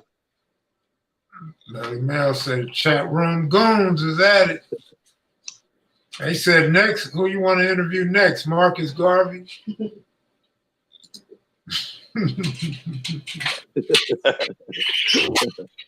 Of course. Huh? Yeah, I did, but it's all right. Of course. That'd be a good interview. Hey, don't you want Marcus? Shit. Hey, y'all want this nigga to dig people up? Let's dig up Marcus. Shit. Let's dig up Big Mizz. Big Mizz. What's up, man? What's happening, man? What you doing in the dark, man? Where you at, in the alley somewhere? Something like that. What's up, OG? Hey, what's up? All right, Just checking on you, make sure you good. Yeah, man, I'm good. You know, life is right now today, man, it's like, you got to take it day by day, man. You know, every morning you wake up is a blessing, you know? Yeah.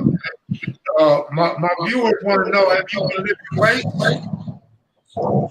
Actually, I started back on, what was that, like Thursday, and I was so damn sore, man. That I was going to try to pick it back up today, but I'll probably start back tomorrow and ride my bike.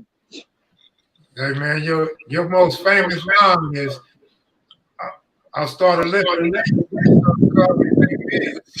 Oh, yeah. Right now I'm chubby Mizz.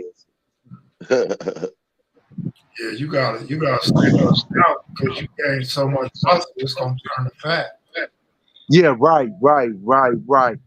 And plus, you get to a certain age, having too much weight start affecting your heart, high blood pressure, all that.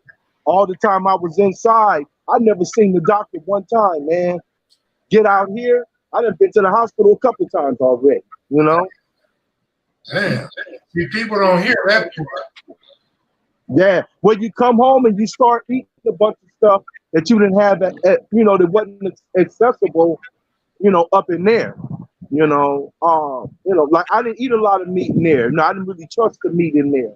So, out here, man, I've been ribbing, prime, rib, steak. I eat so much fried chicken, I might start sounding like one, Yeah, that's eating good. That's a good thing.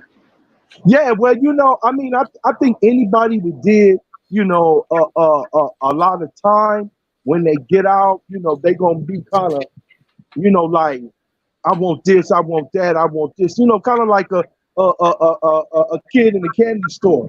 But once time go by, you kind of like, you know what? I'm kind of getting burnt out on this now. I'm gonna get back into my regimen. Getting up at 4. You know how I do it, man. I get up at 4, man. Start busting down burpees. So if I can get back in that mode, I'll probably be back down to my weight size in about probably anywhere from 3 to 4 months. Yeah, I'm not even going to ask you. What? Say that again. You kind of broke up. They're asking about your homies, but I'm not going to because you know them all. Yeah, well, I mean, if I don't know you, I know of you, and a lot of people done came, a lot of people done left, man. I was telling somebody the other day, man, I look at how this cycle is now, and I'm like, man, some people might be offended with what I'm gonna say, but what a waste, man. I mean, I put in all my life from 12, 13 years old, and I didn't really start kind of like backing up until I got like in my late 40s, and man, I don't have no pension. I don't have no 401k, no medical plan. I don't have nothing in being involved in all this stuff, man. I put my life on the line. Got shot twice, did all that time, lost my mother and father while I was up in there, man. And I'm just like, and I look at this cycle today, man, and I'm like, man, this stuff is twisted, man. Twisted. I just look at them, man, this coronavirus going on, man, and these dudes still, you know, want to be out here on this madness, man. You know, and ain't get nothing out of it. And then when they get locked up, they want to, you know, mama or, you know, or ain't nobody stand down for me. But they being told by people like us, this ain't the route, man. But you know, you might get one or two people to listen, and the ones that don't listen, they got to figure it out the way we did. Mhm. What's your pre-workout like before hitting the weight? What's my who? Pre-workout like? Oh, but you know what? Well, the other day when I started, I just I got Babu. Actually, Babu gave me some dumbbells, and so I got a 35 and a 40, and I just started with the 35s, and I did like 10 sets, put it down, and in between the sets, I did some push-ups, and then I would, you know, walk it off, you know, catch my breath, and then I do that. I did that like 6 sets with the push-ups in. But normally when I get going, I do, like I might do back arms, squats, and push-ups, and that'll be 1 set. You know, something to try to get that heart, because you got to get that heart pumping.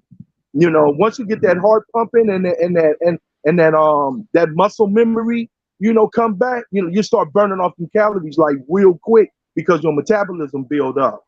Oh, I know how to do it. You know, I done been on super swole, and then when they took the weight, I was super ripped, you know. So, you know, I might do it before and after picture and let you interview me on it. Hey, can I ask a question, Kev? Yeah. Hey, Big Mizz. I watched your interview, man, of course, but I don't remember you saying what you went to prison for and how long you was gone. Oh, well, I went, you know, actually I went for a hot one, and I didn't tell, man. You know, the thing is I didn't even do it. But I didn't drop a dime, you know. And I did what was the other part of the question? And and how much time did you do?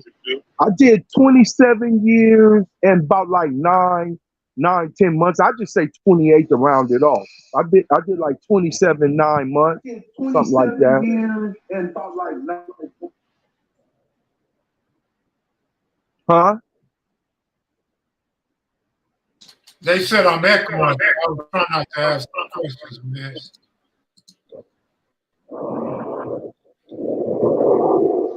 Can you hear me, Miss? Yeah, I can hear you now. Yeah. I was saying I stopped talking because they said I'm echoing. Oh, well, you're not echoing to me. My nigga. See what I mean? See, you one of a kind, man. Nah, man, I'm just you know what, Kev? Remember when you first did that interview with me, I talked about having a vision? Look at how that vision is coming to fruition for you, man.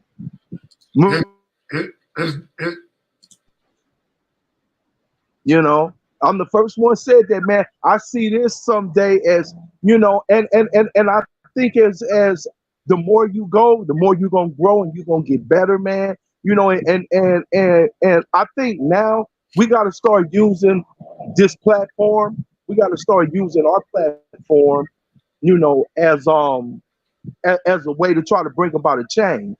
Oh, most certainly. You know, because you know this, like I say, man. You know, I look at, you know, I don't even see this as you know, it's gang banging, but it ain't cripping no more, and it ain't blood no more. You know, it's just gang banging. You know, I'm kind of like how, you know, remember that movie called The Warriors, and everybody just had, you know, I'm cool with this dude. I don't care, you know, whether he from this hood or that hood, and I'm cool with that dude. You know, nothing has a cause anymore. Nothing has a meaning. You know, everything is just, you know, we just gang bang. You know, it seems like more innocent people getting killed than anybody. You know, dudes that don't even bang, cats just pull up. You know, I was telling Babu the other day. I said, man, I wish dudes would go back, you know, and at least highlight your set, man. Somebody where they from. You know, stop shooting all these innocent people, man. I done seen like 5 innocent dudes get killed since I've been home, man. You know, I mean, good brothers, man. Didn't deserve to lose their life, taking care of their family and all that, because cats just pulling up on them, gunning them down, man. You know, that ain't right, man. You know, and that's why you know, I mean, I'm always have love and respect, you know, for something I was a part of, but don't expect for me to disagree with you when you're wrong. You know, and I know you're wrong. Right. You know, and you may not know you wrong because you've been laced the wrong way, but I know you wrong. Because this wasn't supposed to be like that. Right. That's real talk, Mizz. And yeah, you was one of the ones that believed in me, man, as far as this platform go. But you know what? Before this platform, when we was in prison together, you always had encouraging words for me, man. So that's just your character, but you definitely was mental support for me when I got with you and I had started on these interviews, so I appreciate that. And as far as game banging, man, it's way different. Before you left the streets, y'all and me, whoever else, we knew who we was looking for. Because remember, you could pull up in another neighborhood and say, hey, where your homeboy such and such at? Tell him such and such came through, and I'm looking for him. You don't get none of that shit no more. Yeah. It used to be, man, you know, if you was with your mama, you got to pass. If you was with your kids, you got to pass. And I understand, man, we in a different era, man. You know, and I understand, you know, the rules of engagement has changed, you know, but I'm seeing, you know, I'm seeing some stuff that just went down recently, man. I'm talking about, you know, just this year where some innocent cats done lost their life, man. And I'm like, man, why would they kill that brother, man? That brother, man, coming over here to feed his kids. He don't live over here. Coming over here to take care of his kids, man, drop off some money for his kids, and cats ride up on him and gun him down. You know? And I'm like, man, you know, oh man, nah, bro. You know, nah, because you know, I'm a black man before I'm anything. And I'm always have empathy, you know, and be and be empathetic for when a good black man loses his life. You know, I'ma feel that. You know, I don't care if I know you or if I don't know you. You a good brother, man. You out here trying to survive. It's hard enough of just being black, man. You know, being black and all this other stuff going on. You know, it's like, you know, you ever heard of that saying, a cup half empty, a cup half full? No, that's like with that coronavirus, man. You know, I look at it I look at the positive part about it because it's shining a light on how we getting screwed over, man, and how we been getting screwed over. You know, it's showing, you know, the how we always, whenever some type of crisis hit, you know, the poor communities always get the blunt ends of it. Mm-hmm. You know, so that's how I look at it. It's messed up. It's jacked up that disease, you know, that virus done hit the scene, but it done shed a light on how America been treating, you know, the people of color, you know, the poor community. I call it fragile community, you know, stress community. Mm-hmm. But yeah, man, is that Rocchead? What's up? Hey, what's up, man? How you feeling? Hey, man, I'm all right. You know, decided to chime in. I ain't talked to Kev in a while like this. I started to chime in on the conversation. It's always good. It's always good to chime in on Kev Mac.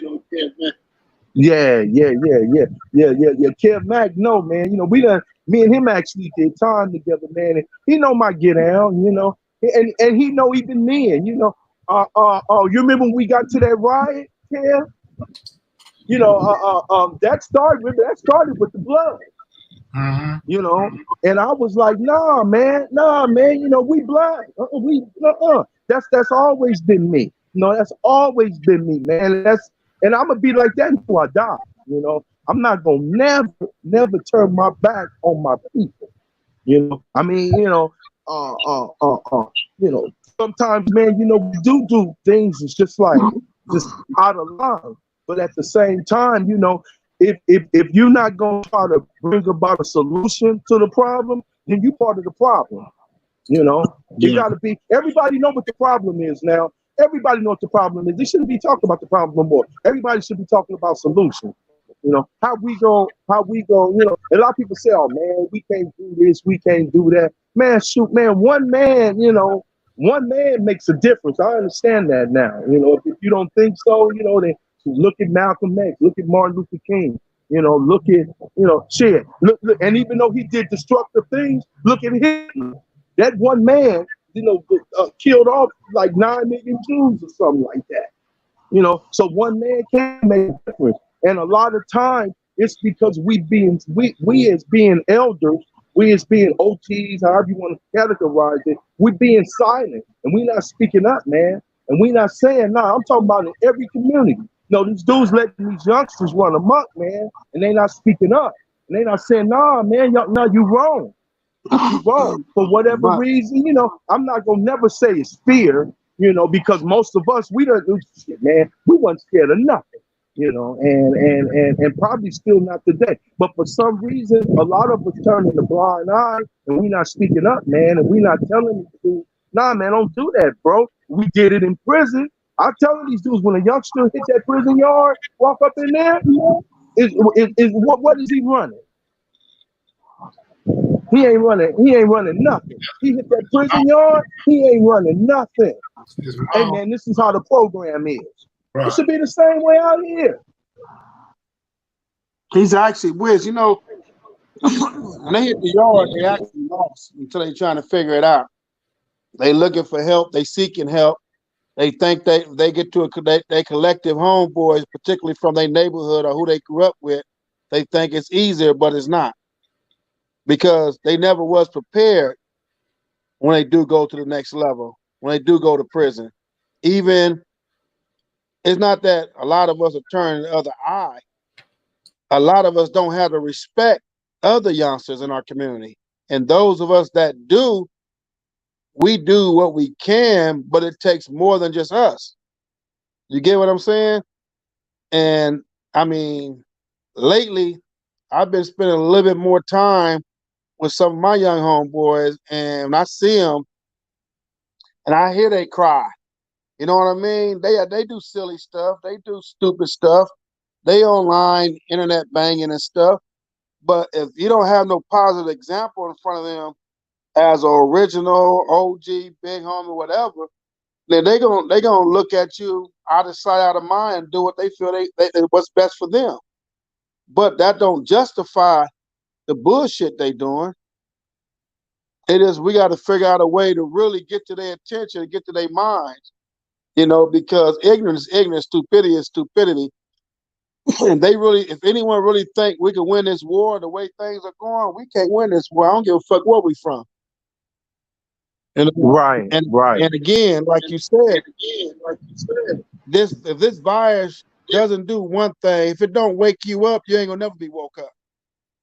Right, right, right, And that's just a right. reality, homie, because I be trying to figure, I hear stories, I get calls about different things, different hoods, and it hurts me because you got stay at home order and you got motherfuckers still getting killed because they out there in them streets. They don't give a damn about staying on home orders.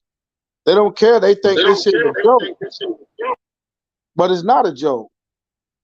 It's a reality, but no one never really dealt with their mindset. Look at the generation we dealing with.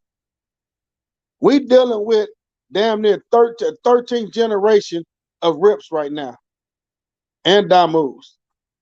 You dealing with guys from age, what, 17 to 28. That's so deep back. Who's been teaching them? Who's been educating them? Who's been really sitting there with them and not trying to put gun or dope in their hand or the hustle? Who's really been communicating? You don't get it. If they see, if an older guy see some young homies admiring him or looking up to him, he take it the wrong way, and rather than teach them, he misguide them. You get what I'm saying? And that's the issue. That's the issue I think every hood is dealing with today. Because these cats, man, these cats are much smarter than they get themselves credit to.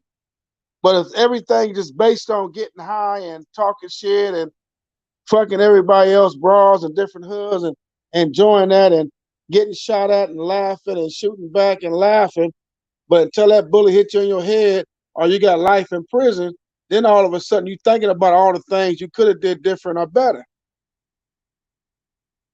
You know, so I call it harsh realities.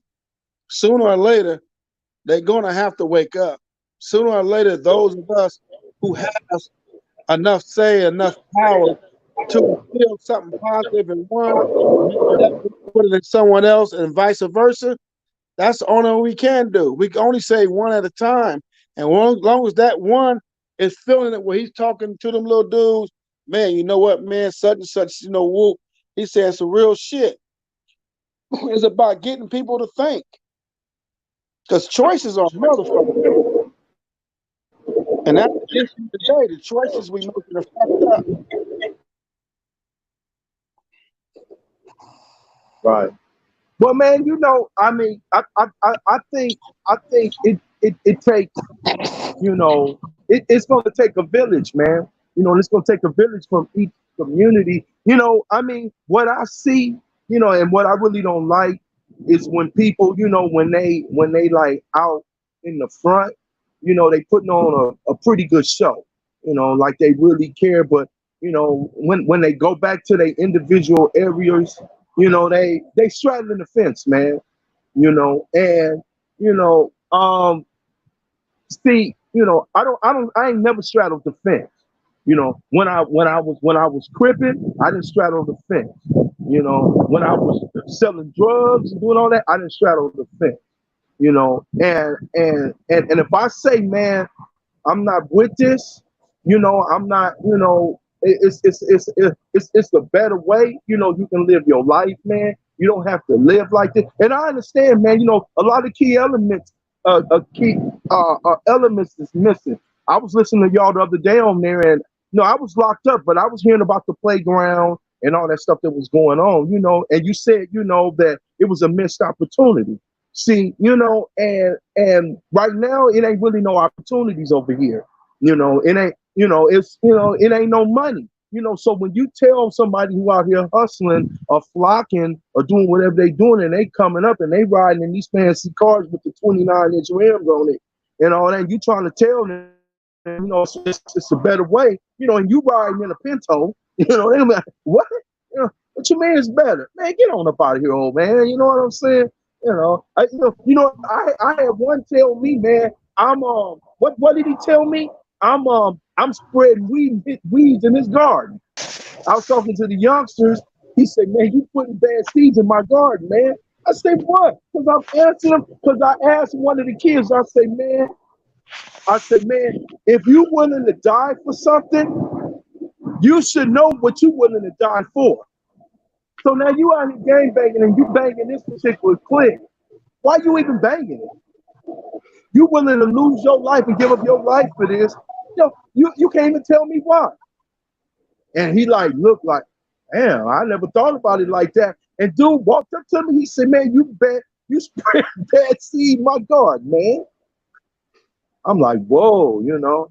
I'm like, all right, man. I said, well, I ain't trying to mess up nobody's garden, man. But your garden got a bunch of bad weeds and seed in it anyway. You know, and you know, I don't, you know, cats have to really. I mean, if you really, this is what I say, man. I see cats, man. They had these youngsters, right? You know, and then they get these youngsters to do everything up under the sun. But now they got kids, them youngsters' age too. Well, put your kids out there too. You know, you willing to send somebody else's kids? You know, you put your kid out there. Put your niece or your nephew out there. You know, don't try to put mine out there and get mine to go out there and get life in prison or get killed. No, okay. Put yours out there too. Then maybe I'll consider what you're saying. But if you're not willing to put your own flesh and blood out there, your own child out there, then you shouldn't be willing to do somebody else's.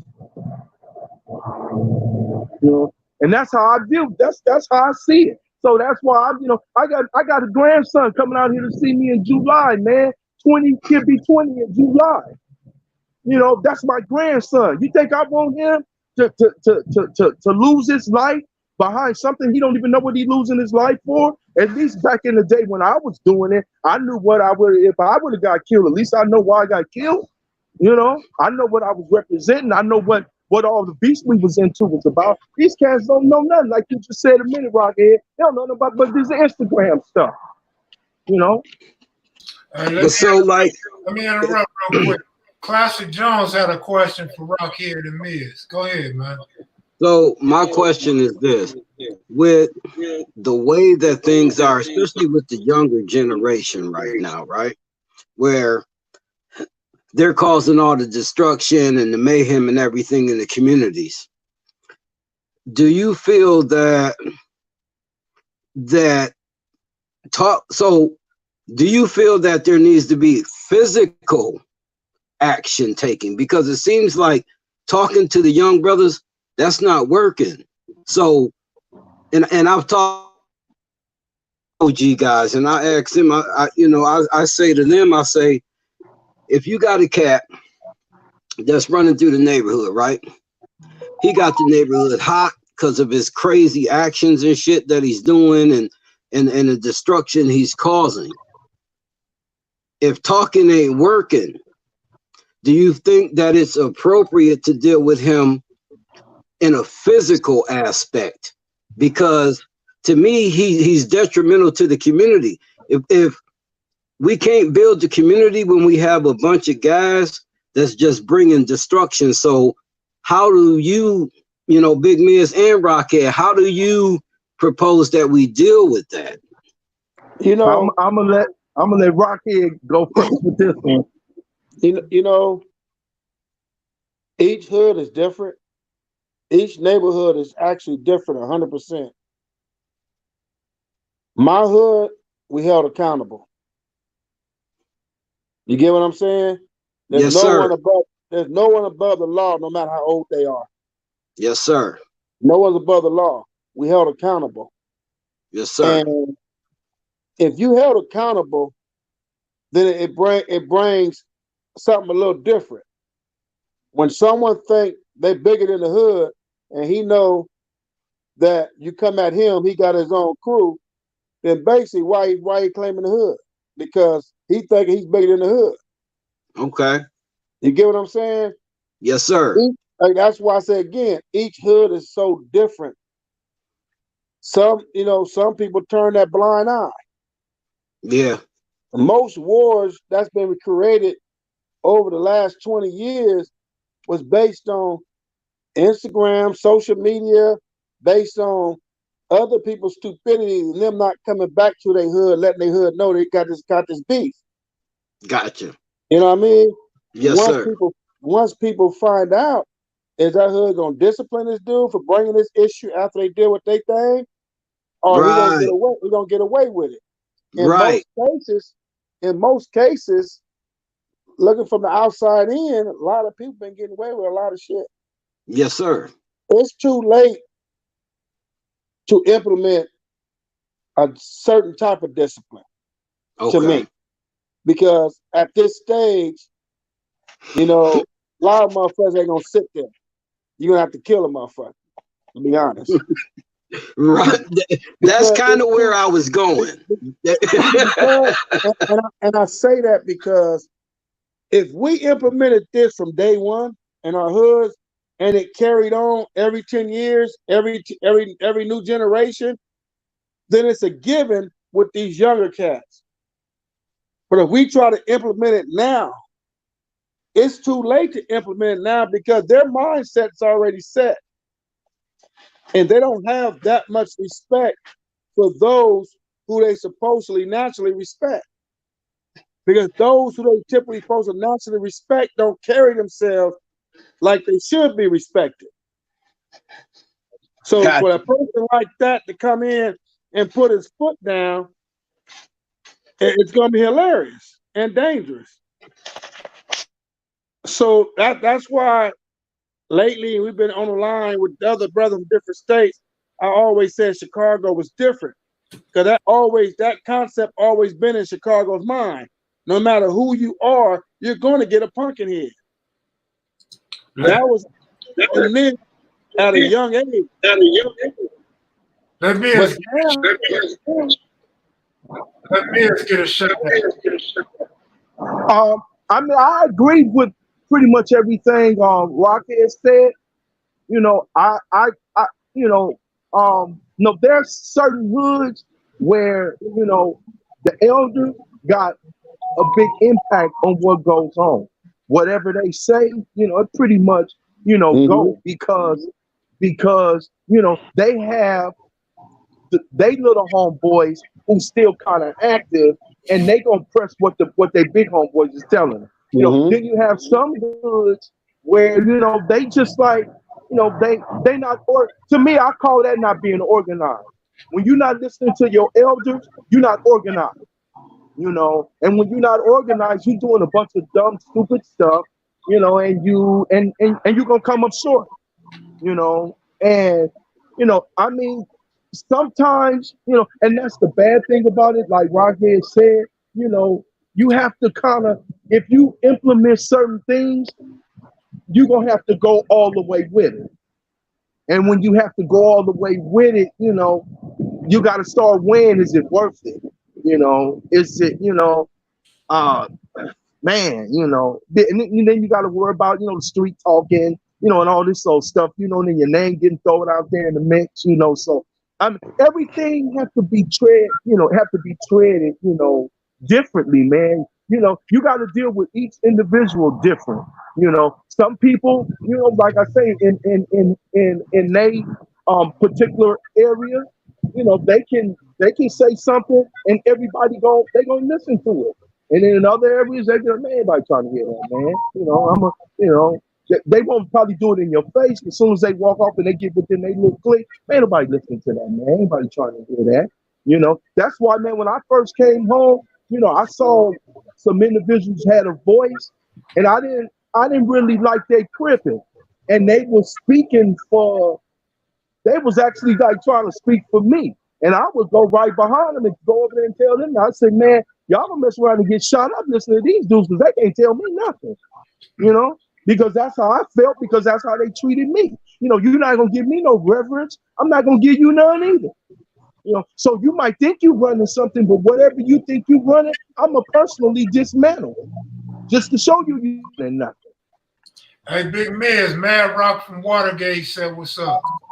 Tell Mad Rock, that's my boy, man. Tell him I say, "What's up, man?" All right. Rocchead, Loco, Classic. Big Rocchead, what's up, so, OG? It's What's up, Loco? All right. OG Classic. Yes, sir. Yes, sir. Yeah, so I mean, it just, like I said, it depends, on the individual, man. Some areas are organized, man, and some are not. The one I'm gonna tell you this, but the ones that's more organized, those the ones that's a little bit more prosperous than others, because they listening to their big homies. They taking guidance from their big homies.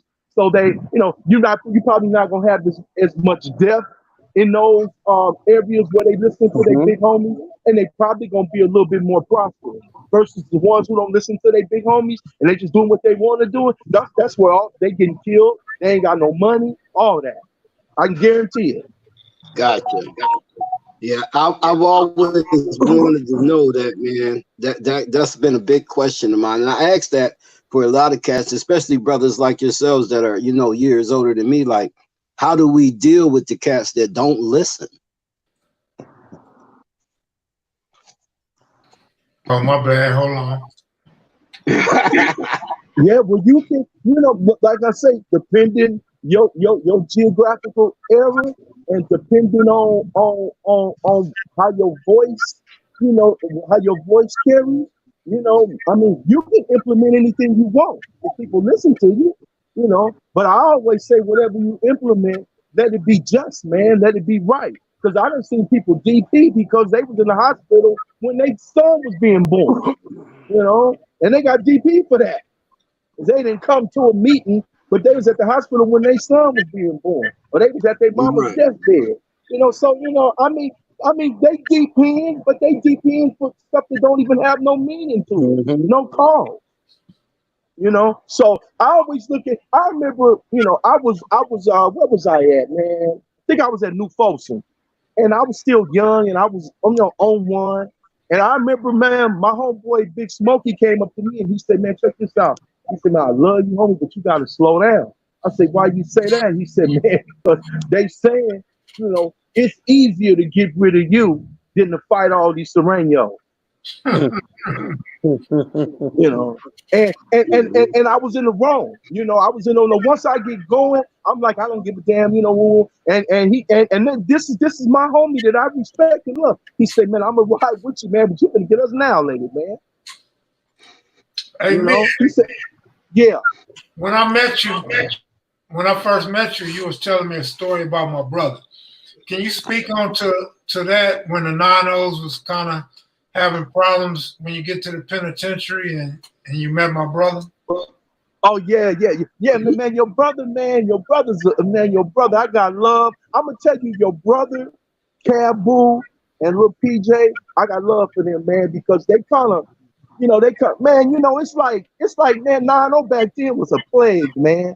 I used to tell dudes, man, you know, when somebody hit the yard and they say, man, you got a homeboy up here, you know, I didn't ask who he was and all this, because I said, if you ain't for 9-0, you got to be crazy to be claiming that.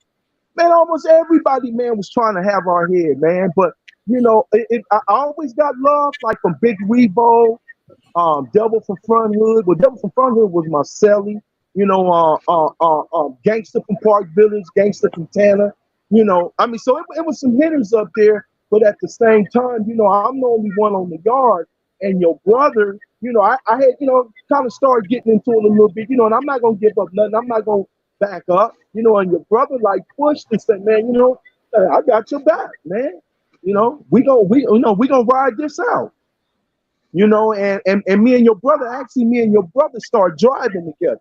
He always told me he had a little brother, but we was on, you know, because your brother was banging too, you know, so but we used to always drive, you know, iron and we would go to chow together and eat together. Me, him, little PJ, and Cabu. Because I think little PJ and Cabu related, if I'm not mistaken. Yeah. And you know, I got a lot of respect for him, you know, because, you know, and I said this in my last interview, a lot of people that were supposed to be like allies or whatever, they really like didn't have my back like that, man. You know, and I don't hold nothing against them, man, because, you know, I mean, you know, that was the era where people was, you know, just, to me, people was trying to figure out, you know, who they was gonna roll with, who they was gonna ride with. You know, it was still trying to be figured out, you know. And what year was that, Wiz? 86, 87. What was you Yeah, at? 80. Huh? What was you at, 86, 87? Central, Soledad. Okay. Yeah, I was up there with Big Rebo, Gangster, both the Gangsters, Park Village, Tanner, Little Man from Tanner. Oh yeah, it was some hitters up there, man. It was some legends up there. A lot of legends came up there. Then, you know, cats was coming down from Folsom, you know, and I always hear people talk about, you know, the paperwork and all that. When I came in, it was pretty much kind of dying out. You still had people had their alliances and all that, but it was kind of dying out. And there was another cat up there, man. He was I think he was an OG East Side. His name was Eddie Haythorne. I don't know if y'all ever heard of him. Yeah. Man, that dude taught me everything I know, man, about doing time, man. He taught me how to be a strong man, you know, not to be no shit starter, but, you know, stand up, you know, and if you gotta make a knife and handle your business, make it, don't talk about it, go handle your business, go put it down. And that was my motto, you know. I got into it a few times up there, but I tell you what, I stayed up there 6 years. And I never had no more than 2 homies on the yard together. And every time a homie would hit the yard, you know, they knew, you know, that, you know, it was all right there because I was there, you know, and I had established that respect, you know, and not that I was some super hard dude, I was, all, out crazy out there. But I represented and I believe. I remember you said, Kevin, one time, you content with how you crip. I'm content with how I got in. I'm content with how I represented the hood. I ain't never been no shitty dude, man. I ain't never been no dude that, if I had the numbers, I wanted to try to get at you or something. I was always not giving him a fair one. I just always been like that, man. Always. And that's just the way I'm gonna be now. I think if you stay fair and you keep it real, you'll go a long way, man. That's why most of us got gray hair and stuff now, because we stay fair in there. I think that's why a lot of us, the ones that survived is because we stayed fair. A lot of ones that got killed, I hate to say it, man, but they were doing some shitty shit. I agree. I ain't never seen you this quiet, Rocchead. I'm listening to the homie. I mean, you met your match, huh? Nah, I ain't met my match, man. Where's this, man? Come on. Hey, man, see, trying to instigate down low, like, There you go, kid. But you know what, though, on some real shit, I'm quiet because everything he's saying is what I've always been saying from day one. When he had the pleasure of having an older homeboy show him and teach him to become a man, I've never had that pleasure. My thing was everybody wanted to control my temper, my anger, and my disobedience, but no one wanted to show or teach me. You get what I'm saying? So he came in at a time where a homeboy been there and was weathered and said, you know what? I see this little motherfucker with it. Let me school him about some things to better himself and his survival. When everybody was trying to figure out a way how to control me rather than help me. So the more motherfucker try to control me, the more wilder I got. It was real easy. So I could respect everything we're saying because you don't get that often. You got those who demand to be respected. You got those who naturally respect it. It came to a point I was naturally respected by everybody. I didn't care where you were from, what clique you belonged to. I was respected because everybody knew my get down. They knew I wasn't gonna run cowardly. They knew when it came down to it, I'm the first one in line. And I just never had no one to say, man, let me get this little motherfucker and teach this motherfucker some real shit where he can maximize all this anger, all this other shit he got in him. But instead of that, I always felt when I had people with me, I felt I was alone. Because I put myself in that situation of being alone. Although I had loved ones, or I had true soldiers beside me. You know what I mean? But I was always a cat. Like I said, even with paperwork, when certain guys had to go put work in, I went with them and did the work and came back and said that guy did it. Because I enjoyed what I was doing.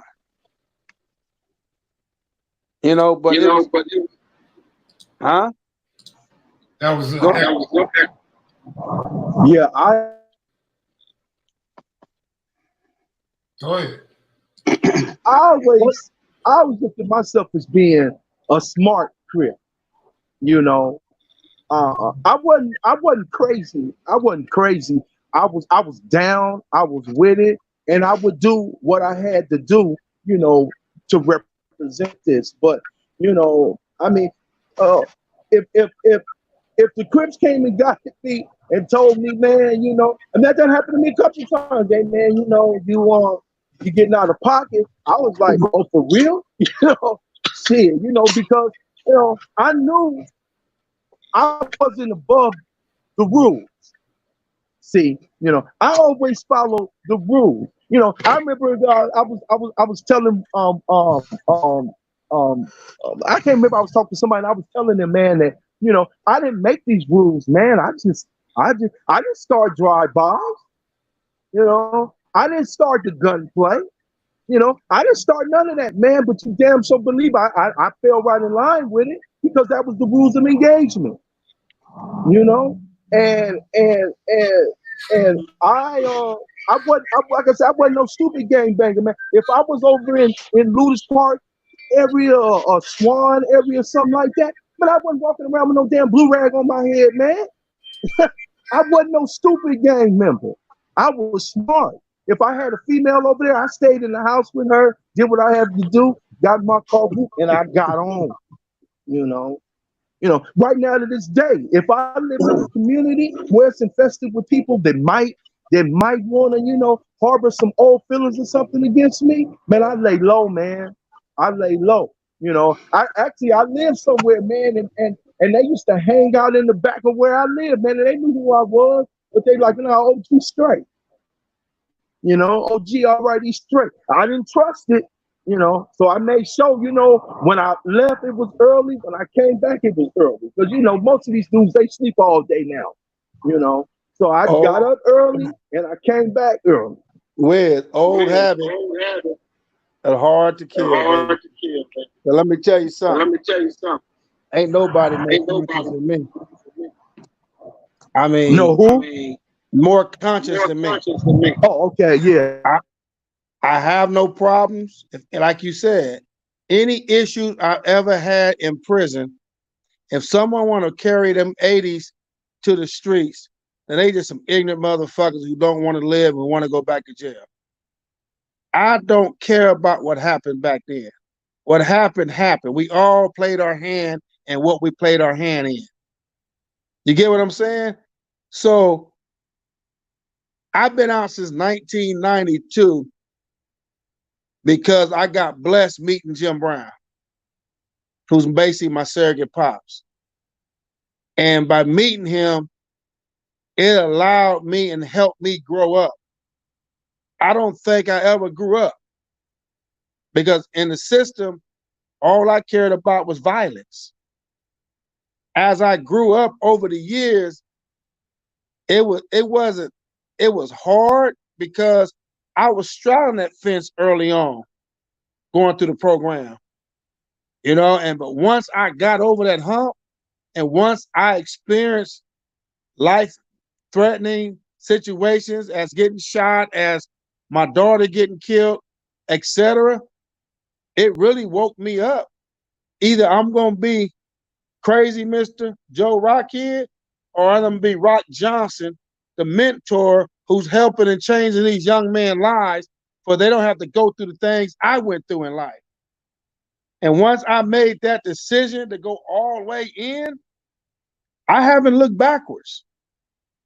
I mean, I've gotten over 180 kids in college playing basketball. Some kids would never thought and would have had an opportunity if it wasn't for me. They'd be in the streets banging right now.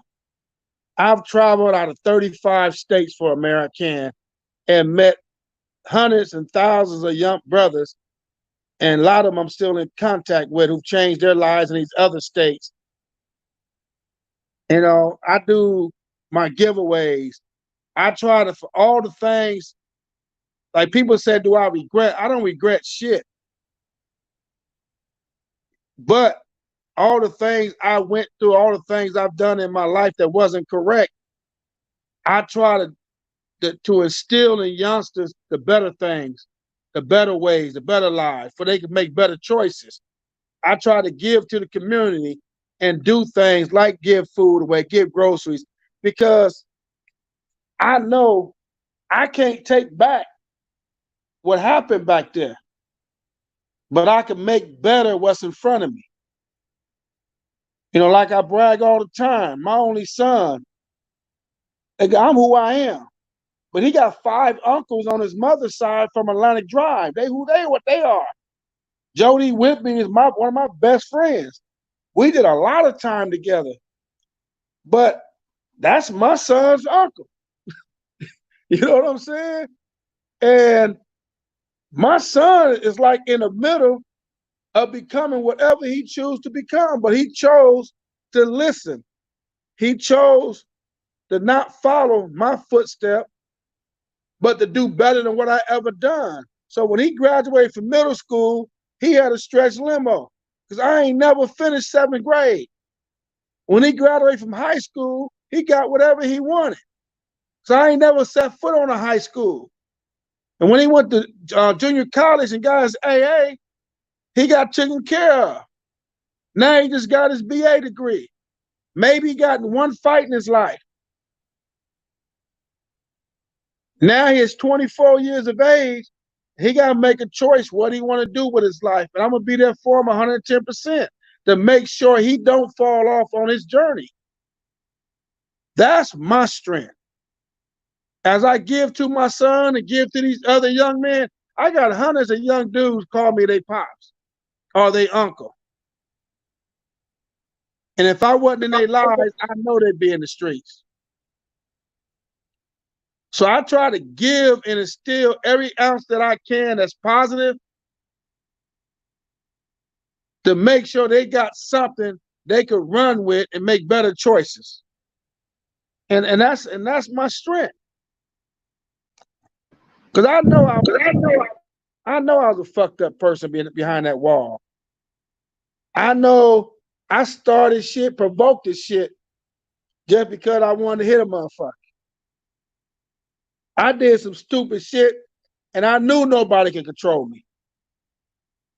Because the more stupid shit I did, the more I rebelled.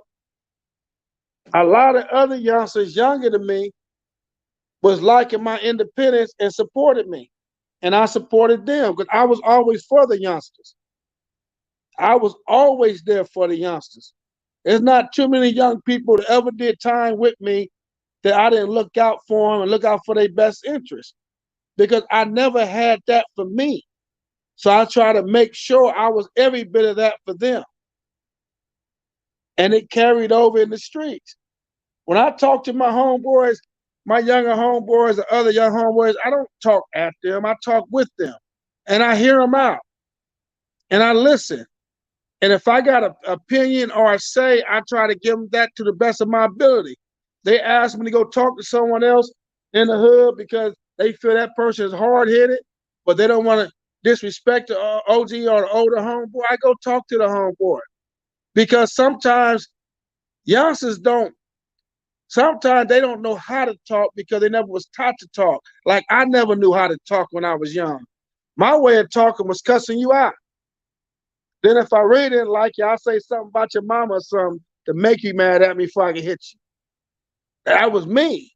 So I gravitate and I understand what these youngsters going through who got sense but don't understand and don't know how to talk or how to express themselves the right way.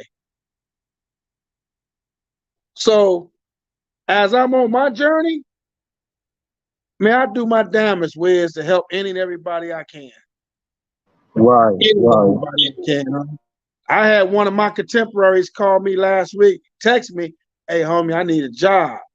Well, I'm going to have that motherfucker a job next week.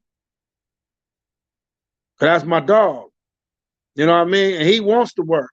And I've learned over the years, you can only help those who want to be helped.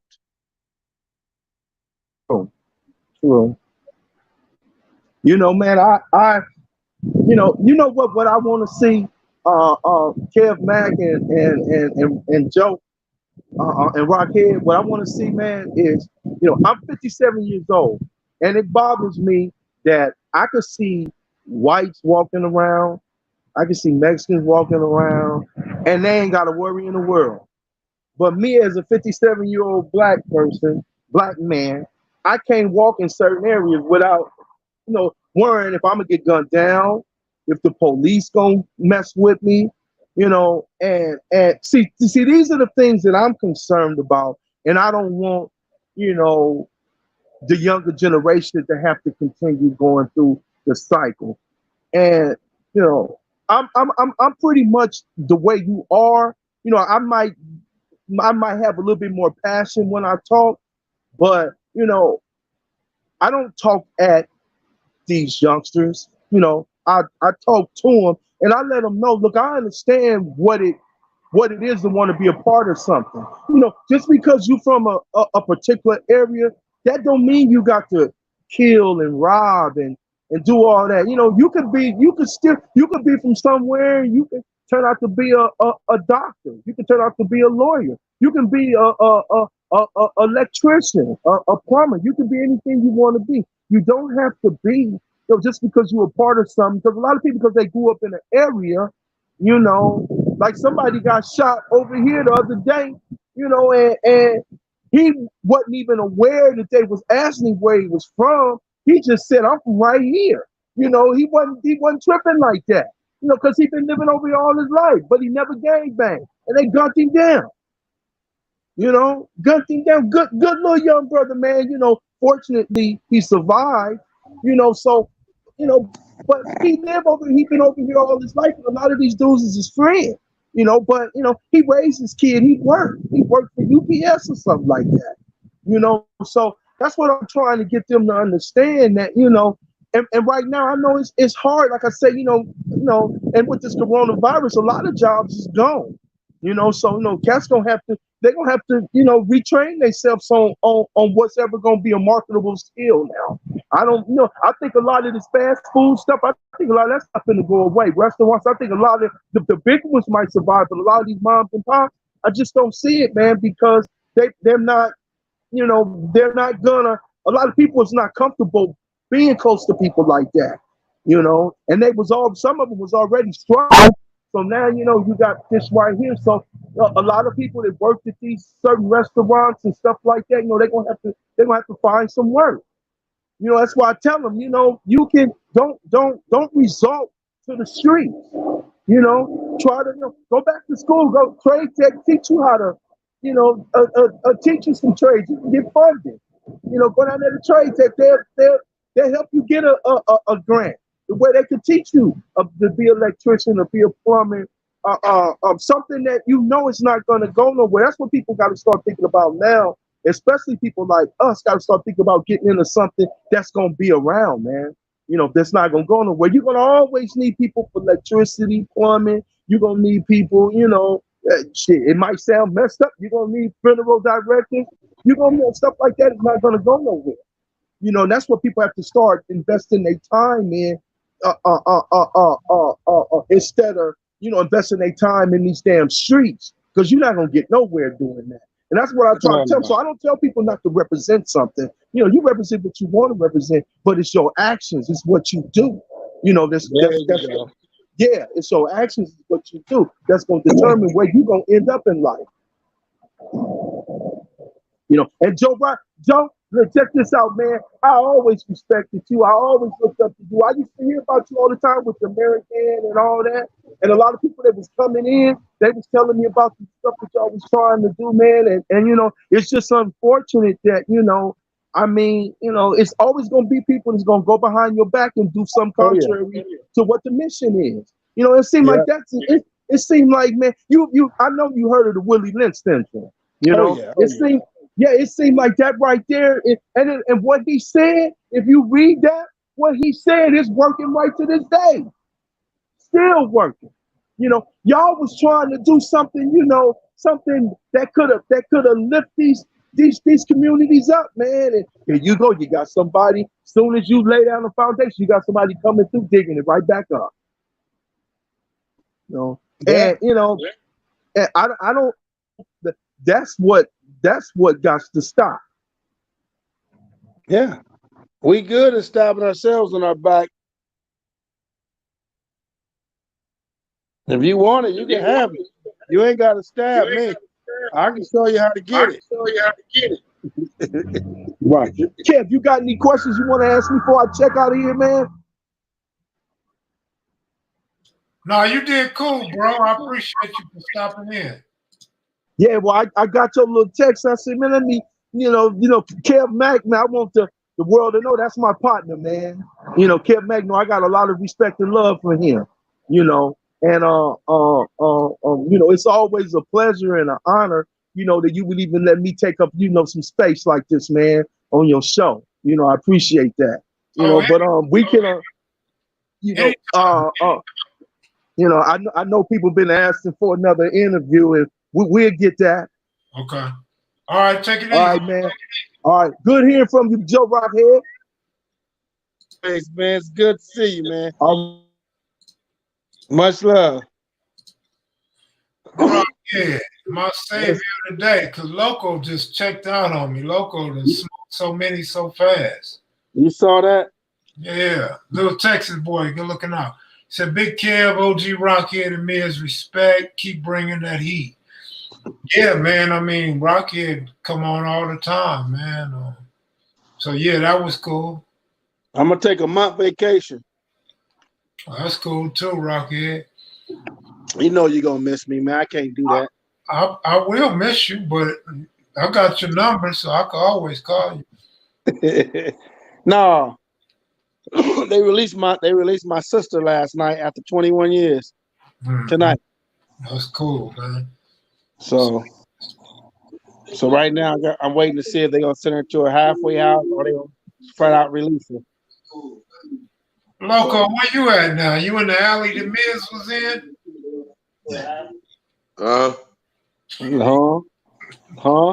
Man, I told you I got 4% right now. My shit ain't gonna last but about 25 minutes, 20 minutes. We're gonna take the night off, man. I'm gonna talk to Rocchead. I heard you on there talking about, man, Loco got out or disappear. I need a new phone. That's what I need. No, you making all that money. What's the problem? He sent your worker. See, you've been waiting to get me on that one, right? Essential worker. You've been waiting. I'm just saying. Hey, now I'm gonna go get one. I'm probably gonna give me one tomorrow. This is bullshit. I know this. I bought 100 chargers and they won't even charge my fucking phone up right. I know this. If I ever find myself in Houston, at least I know I got a job, Kev, Mac. Yeah, you gotta work around me, OG, man. I got you, man. All you gotta do is hard labor, Kev, Mac, but at least I got one. No. I ain't scared of a little labor. Nah, man. Roll out that carpet for you down here, big homie. I do it. Hey, all bullshit aside, Rocchead, you know, I do it one way, man, and real talk. And if things are going good in my life, man, my homeboys come in here, shit. They be wanting to come back before they even get off the plane. They like, man, goddamn, you know, Southern hospitality, man, you can't beat it. You know, we really represent that shit out here, homie. We'll see one day. Yeah, you know. That's what y'all do. Y'all don't threaten me. Don't threaten me with a good time. Ain't that what Corrupt said? Yeah. Hey, y'all definitely got Southern hospitality, no question about that. But yeah. I ain't never experienced that shit. Man.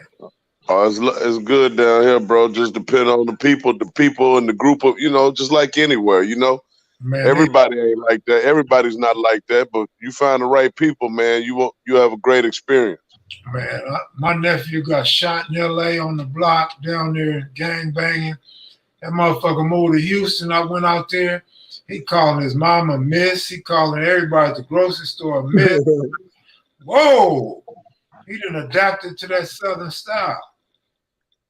It's a better way of life. When you find yourself walking through, sometimes it upsets you when motherfuckers don't respect the fact you're trying to respect them. You know, it just comes with the territory. But when you got more people in the bullshit, people pushing towards their respect, man, it makes things a lot better, bro. Like holding the door open for a man, not just a woman. You know what I'm saying? Or you know, making sure you hold the door open and you know they gotta say thank you. You know. Just proper things that everybody should be doing. But I agree. Let me ask you one question off the topic though, Loco. You got a joint? I got me a sweet right here. Yeah, I'm finna smoke. I'm just munching off some.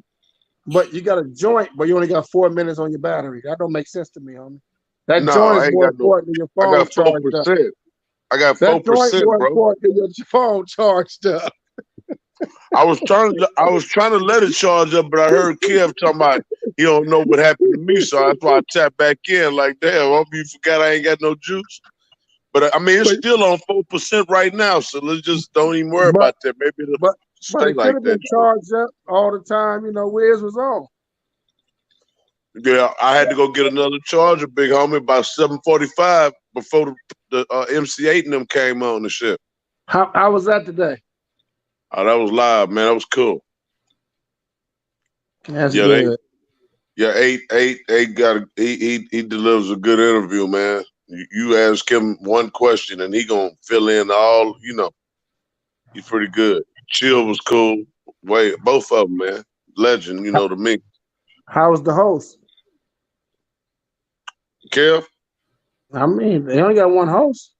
yeah, for sure. Kev did a great job, man. What he was questioning real good, and then when I know, you know, Kev good 3-4 questions in type of dude, then he gonna pause and wait on me. So I was waiting on him and shit. I was ready for it. You know, I wrote down my questions, but it was cool. Why you hesitated when I asked how was the host though? Cause I was like, what, is he talking Why about you Kev? stuttering? Why are you stuttering? Why is the co-host? Why is the co-host acting like this, man? Kev, what's wrong with him, man? I love fucking with you, Loco. I know it. Oh man, I I can't know it, wait big to homie. I can't wait to hang with you though. But boy, Yeah. you funny. I know how to get you going. Oh man, I ain't gonna do nothing but take you in and have you down in Luling, Texas, down there at the city market, man. Some of the best barbecue in the galaxy. You know, I don't eat meat, but I know y'all do. But I'm gonna take you and get you the best food. Just a great, you know, food make. That's really what this place is about. People come here to eat, really. So, loco ass, I was working on Jealous Got Me Strapped with Tupac, damn Spice One song, LOL. I know. They caught that. Somebody finally said something about it. But I didn't know. but Kev cleaned it up for me because Kev said, when are you gonna work with Spice One again? So That was why you yeah, it was an accident. It was an accident because you know what I was thinking about was him Pac and Spice. But I'm thinking it was Pac and because we kind of associated him and MC8 back in the game. Loco does great when he's conscious. Already. Well, shit, I'd be unconscious in the after the shit. Rocchead putting that old Georgetown press on Loco. Well, that's what big homies. That's what big homies do, man. That's traditional. You know what I'm saying? Yeah, that's all part of the game, man. I'm very humble with that. And that's what they were saying that night, Rocchead.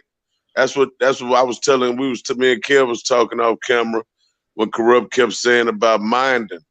And I said a lot of people probably took it like, what is he talking about? Minding another grown man or this, and that.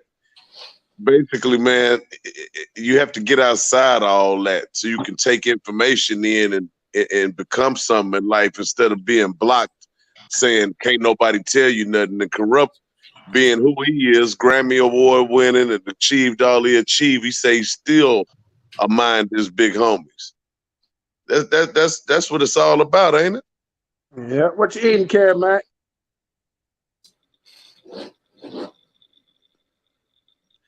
What's that? Oh, hot dog, man, eating some damn Hot meat. dogs. Damn, homie. You could have at least ate a little old pasta or something, man, while I was on here, man. Chili dogs and salad.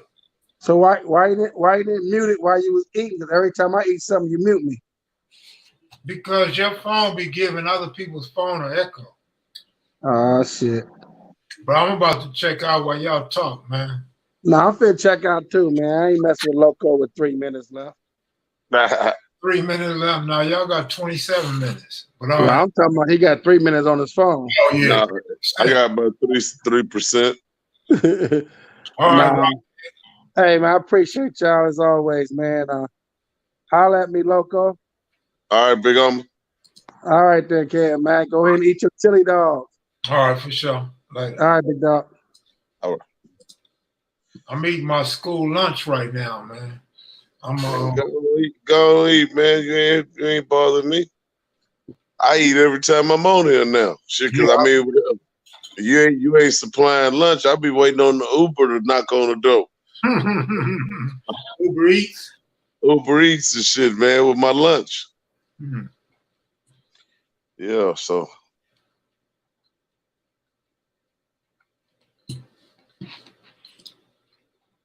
Yeah, man. Got that Dodger Stadium meal. They said maybe you just need a new battery, bro. That's probably what it is too. That's probably what it is, man. Yeah, man.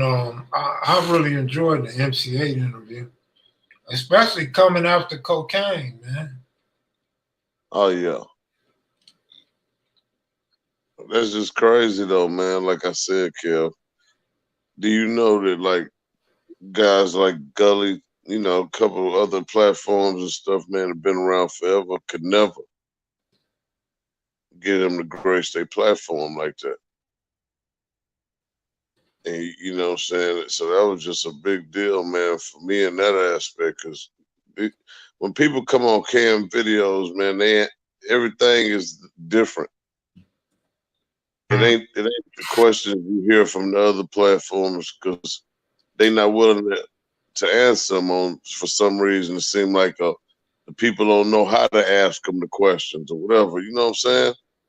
But you know, tonight, man, and stuff like that was a perfect example because I've never seen Aiden Chill on the interview answer those questions, you know, saying that you asked as smoothly and comfortably as they did. You know what I'm saying? Mm-hmm. Giving us information that we never knew about them. Each interview you'd done, we'd learned something about these legendary artists that we never have learned from no other platform ever. Mm-hmm. That's big in itself. Mm-hmm. So most certainly.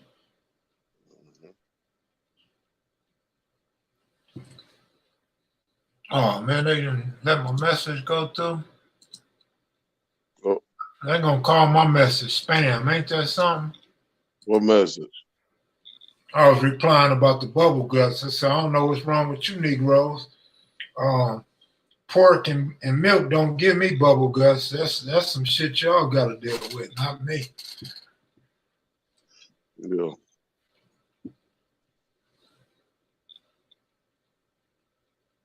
Yep. Yeah, I ate, let's see, this morning I ate, Well, Bobby, yeah, I get that a lot, and I guess you missed some of my answers. I just don't think I can blow up because people be hating. People be in the corner watching, peeking out the closet door at the videos, but don't want to subscribe.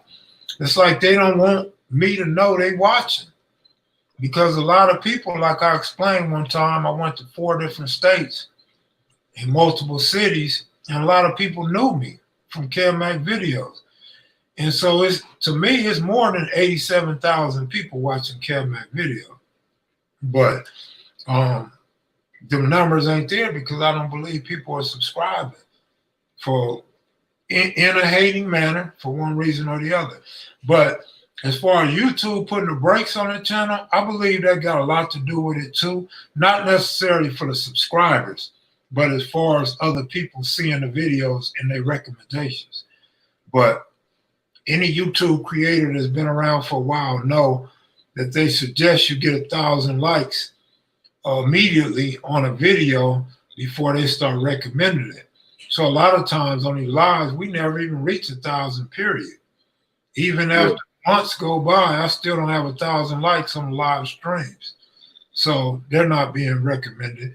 But the actual videos on the Blue channel, we get 1,000 likes and we get them pretty quick. So I don't know what the problem is with that. But yeah, I believe they put the brakes on this channel a little bit. But most of it is just people I know and people that hate me or hate the hood just refuse to subscribe.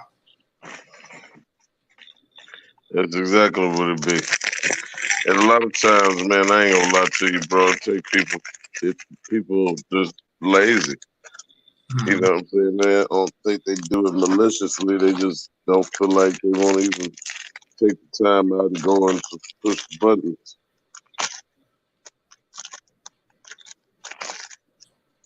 Yeah. Mm-hmm. And yeah, it's probably not all malicious. Mm-hmm. Because I had a couple people comment not too long ago and say they've been following me for a long time but never subscribed.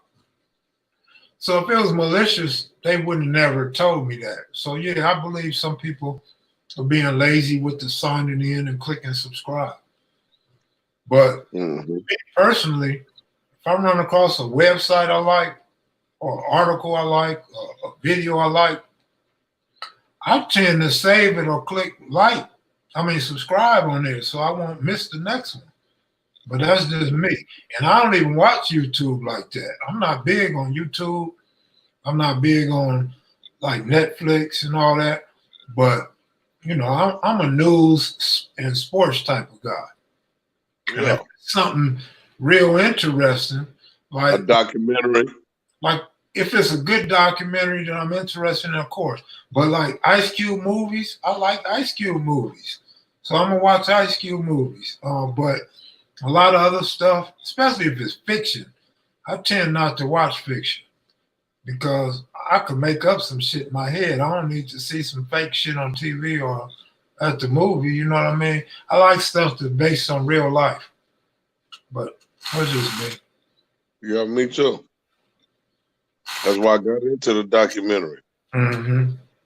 I want, you know, that shit just is, it was powerful to me to tell your story, you know.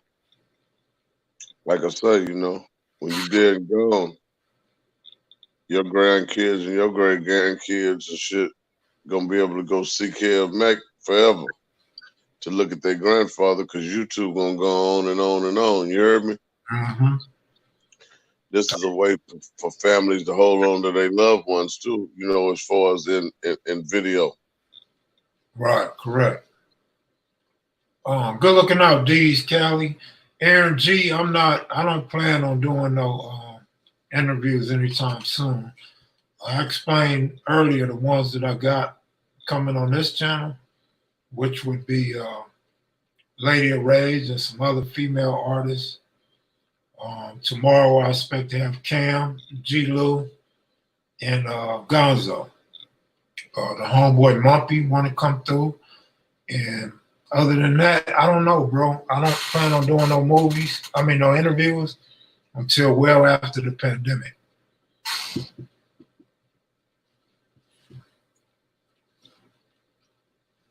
Good looking out, Tic Tac. I like watching murder mysteries too. I watch Like that murder mystery. like all the time. Forensic and all that shit. I just don't like the voice on the Forensic Files. I Oh, don't yeah. like that song. I hate that song that dear near. That shit turned me off. I'm like, fuck, man. I like the ID channel. I used to. I done got away from that motherfucker. I really done got away from everything, man. YouTube is kind of what I do now, man. YouTube got every fucking thing and Netflix that you want, man. And they got everybody watching YouTube right now. You know, why not? You know what I'm saying? This is the shit. This is the new wave. After a while, you ain't gonna even need TV. Exactly. I mean, no, after a while, you ain't gonna even need cable. You're gonna need TV. Yeah. I mean, YouTube period is taking over. They got YouTube TV shit. But yeah, YouTube is it's easy to get to. Easy to do a search and easy to get the information you're looking for. Mm-hmm. But that's why them conspiracy theories all over the world too, because of fucking YouTube. Yeah. YouTube, you just wake up with a weird ass thought. You go on YouTube or Facebook and Instagram, make you a quick video. Before you know it, you got 100,000 people believing in the shit you just made up. Yes, indeed. But go to sleep, man. I'm gonna get out of here. Tomorrow, you gonna be on deck? Of course. Okay. All right. I'll see you tomorrow. Mackies and Maniacs. All right, bro. Eat my dinner, eat a salad, and watch some news. All right, okay. Good questions too, by the way, with 8 and Chill. All right, bro. All right, Cuz.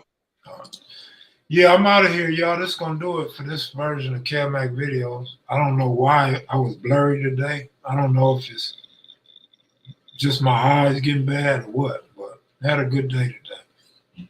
Y'all take it easy. Shout out to Flea Bands. Shout out to everybody that watched. I mean, we did another 4 hours today. So, all right, y'all. Peace. Super chats. Good looking up.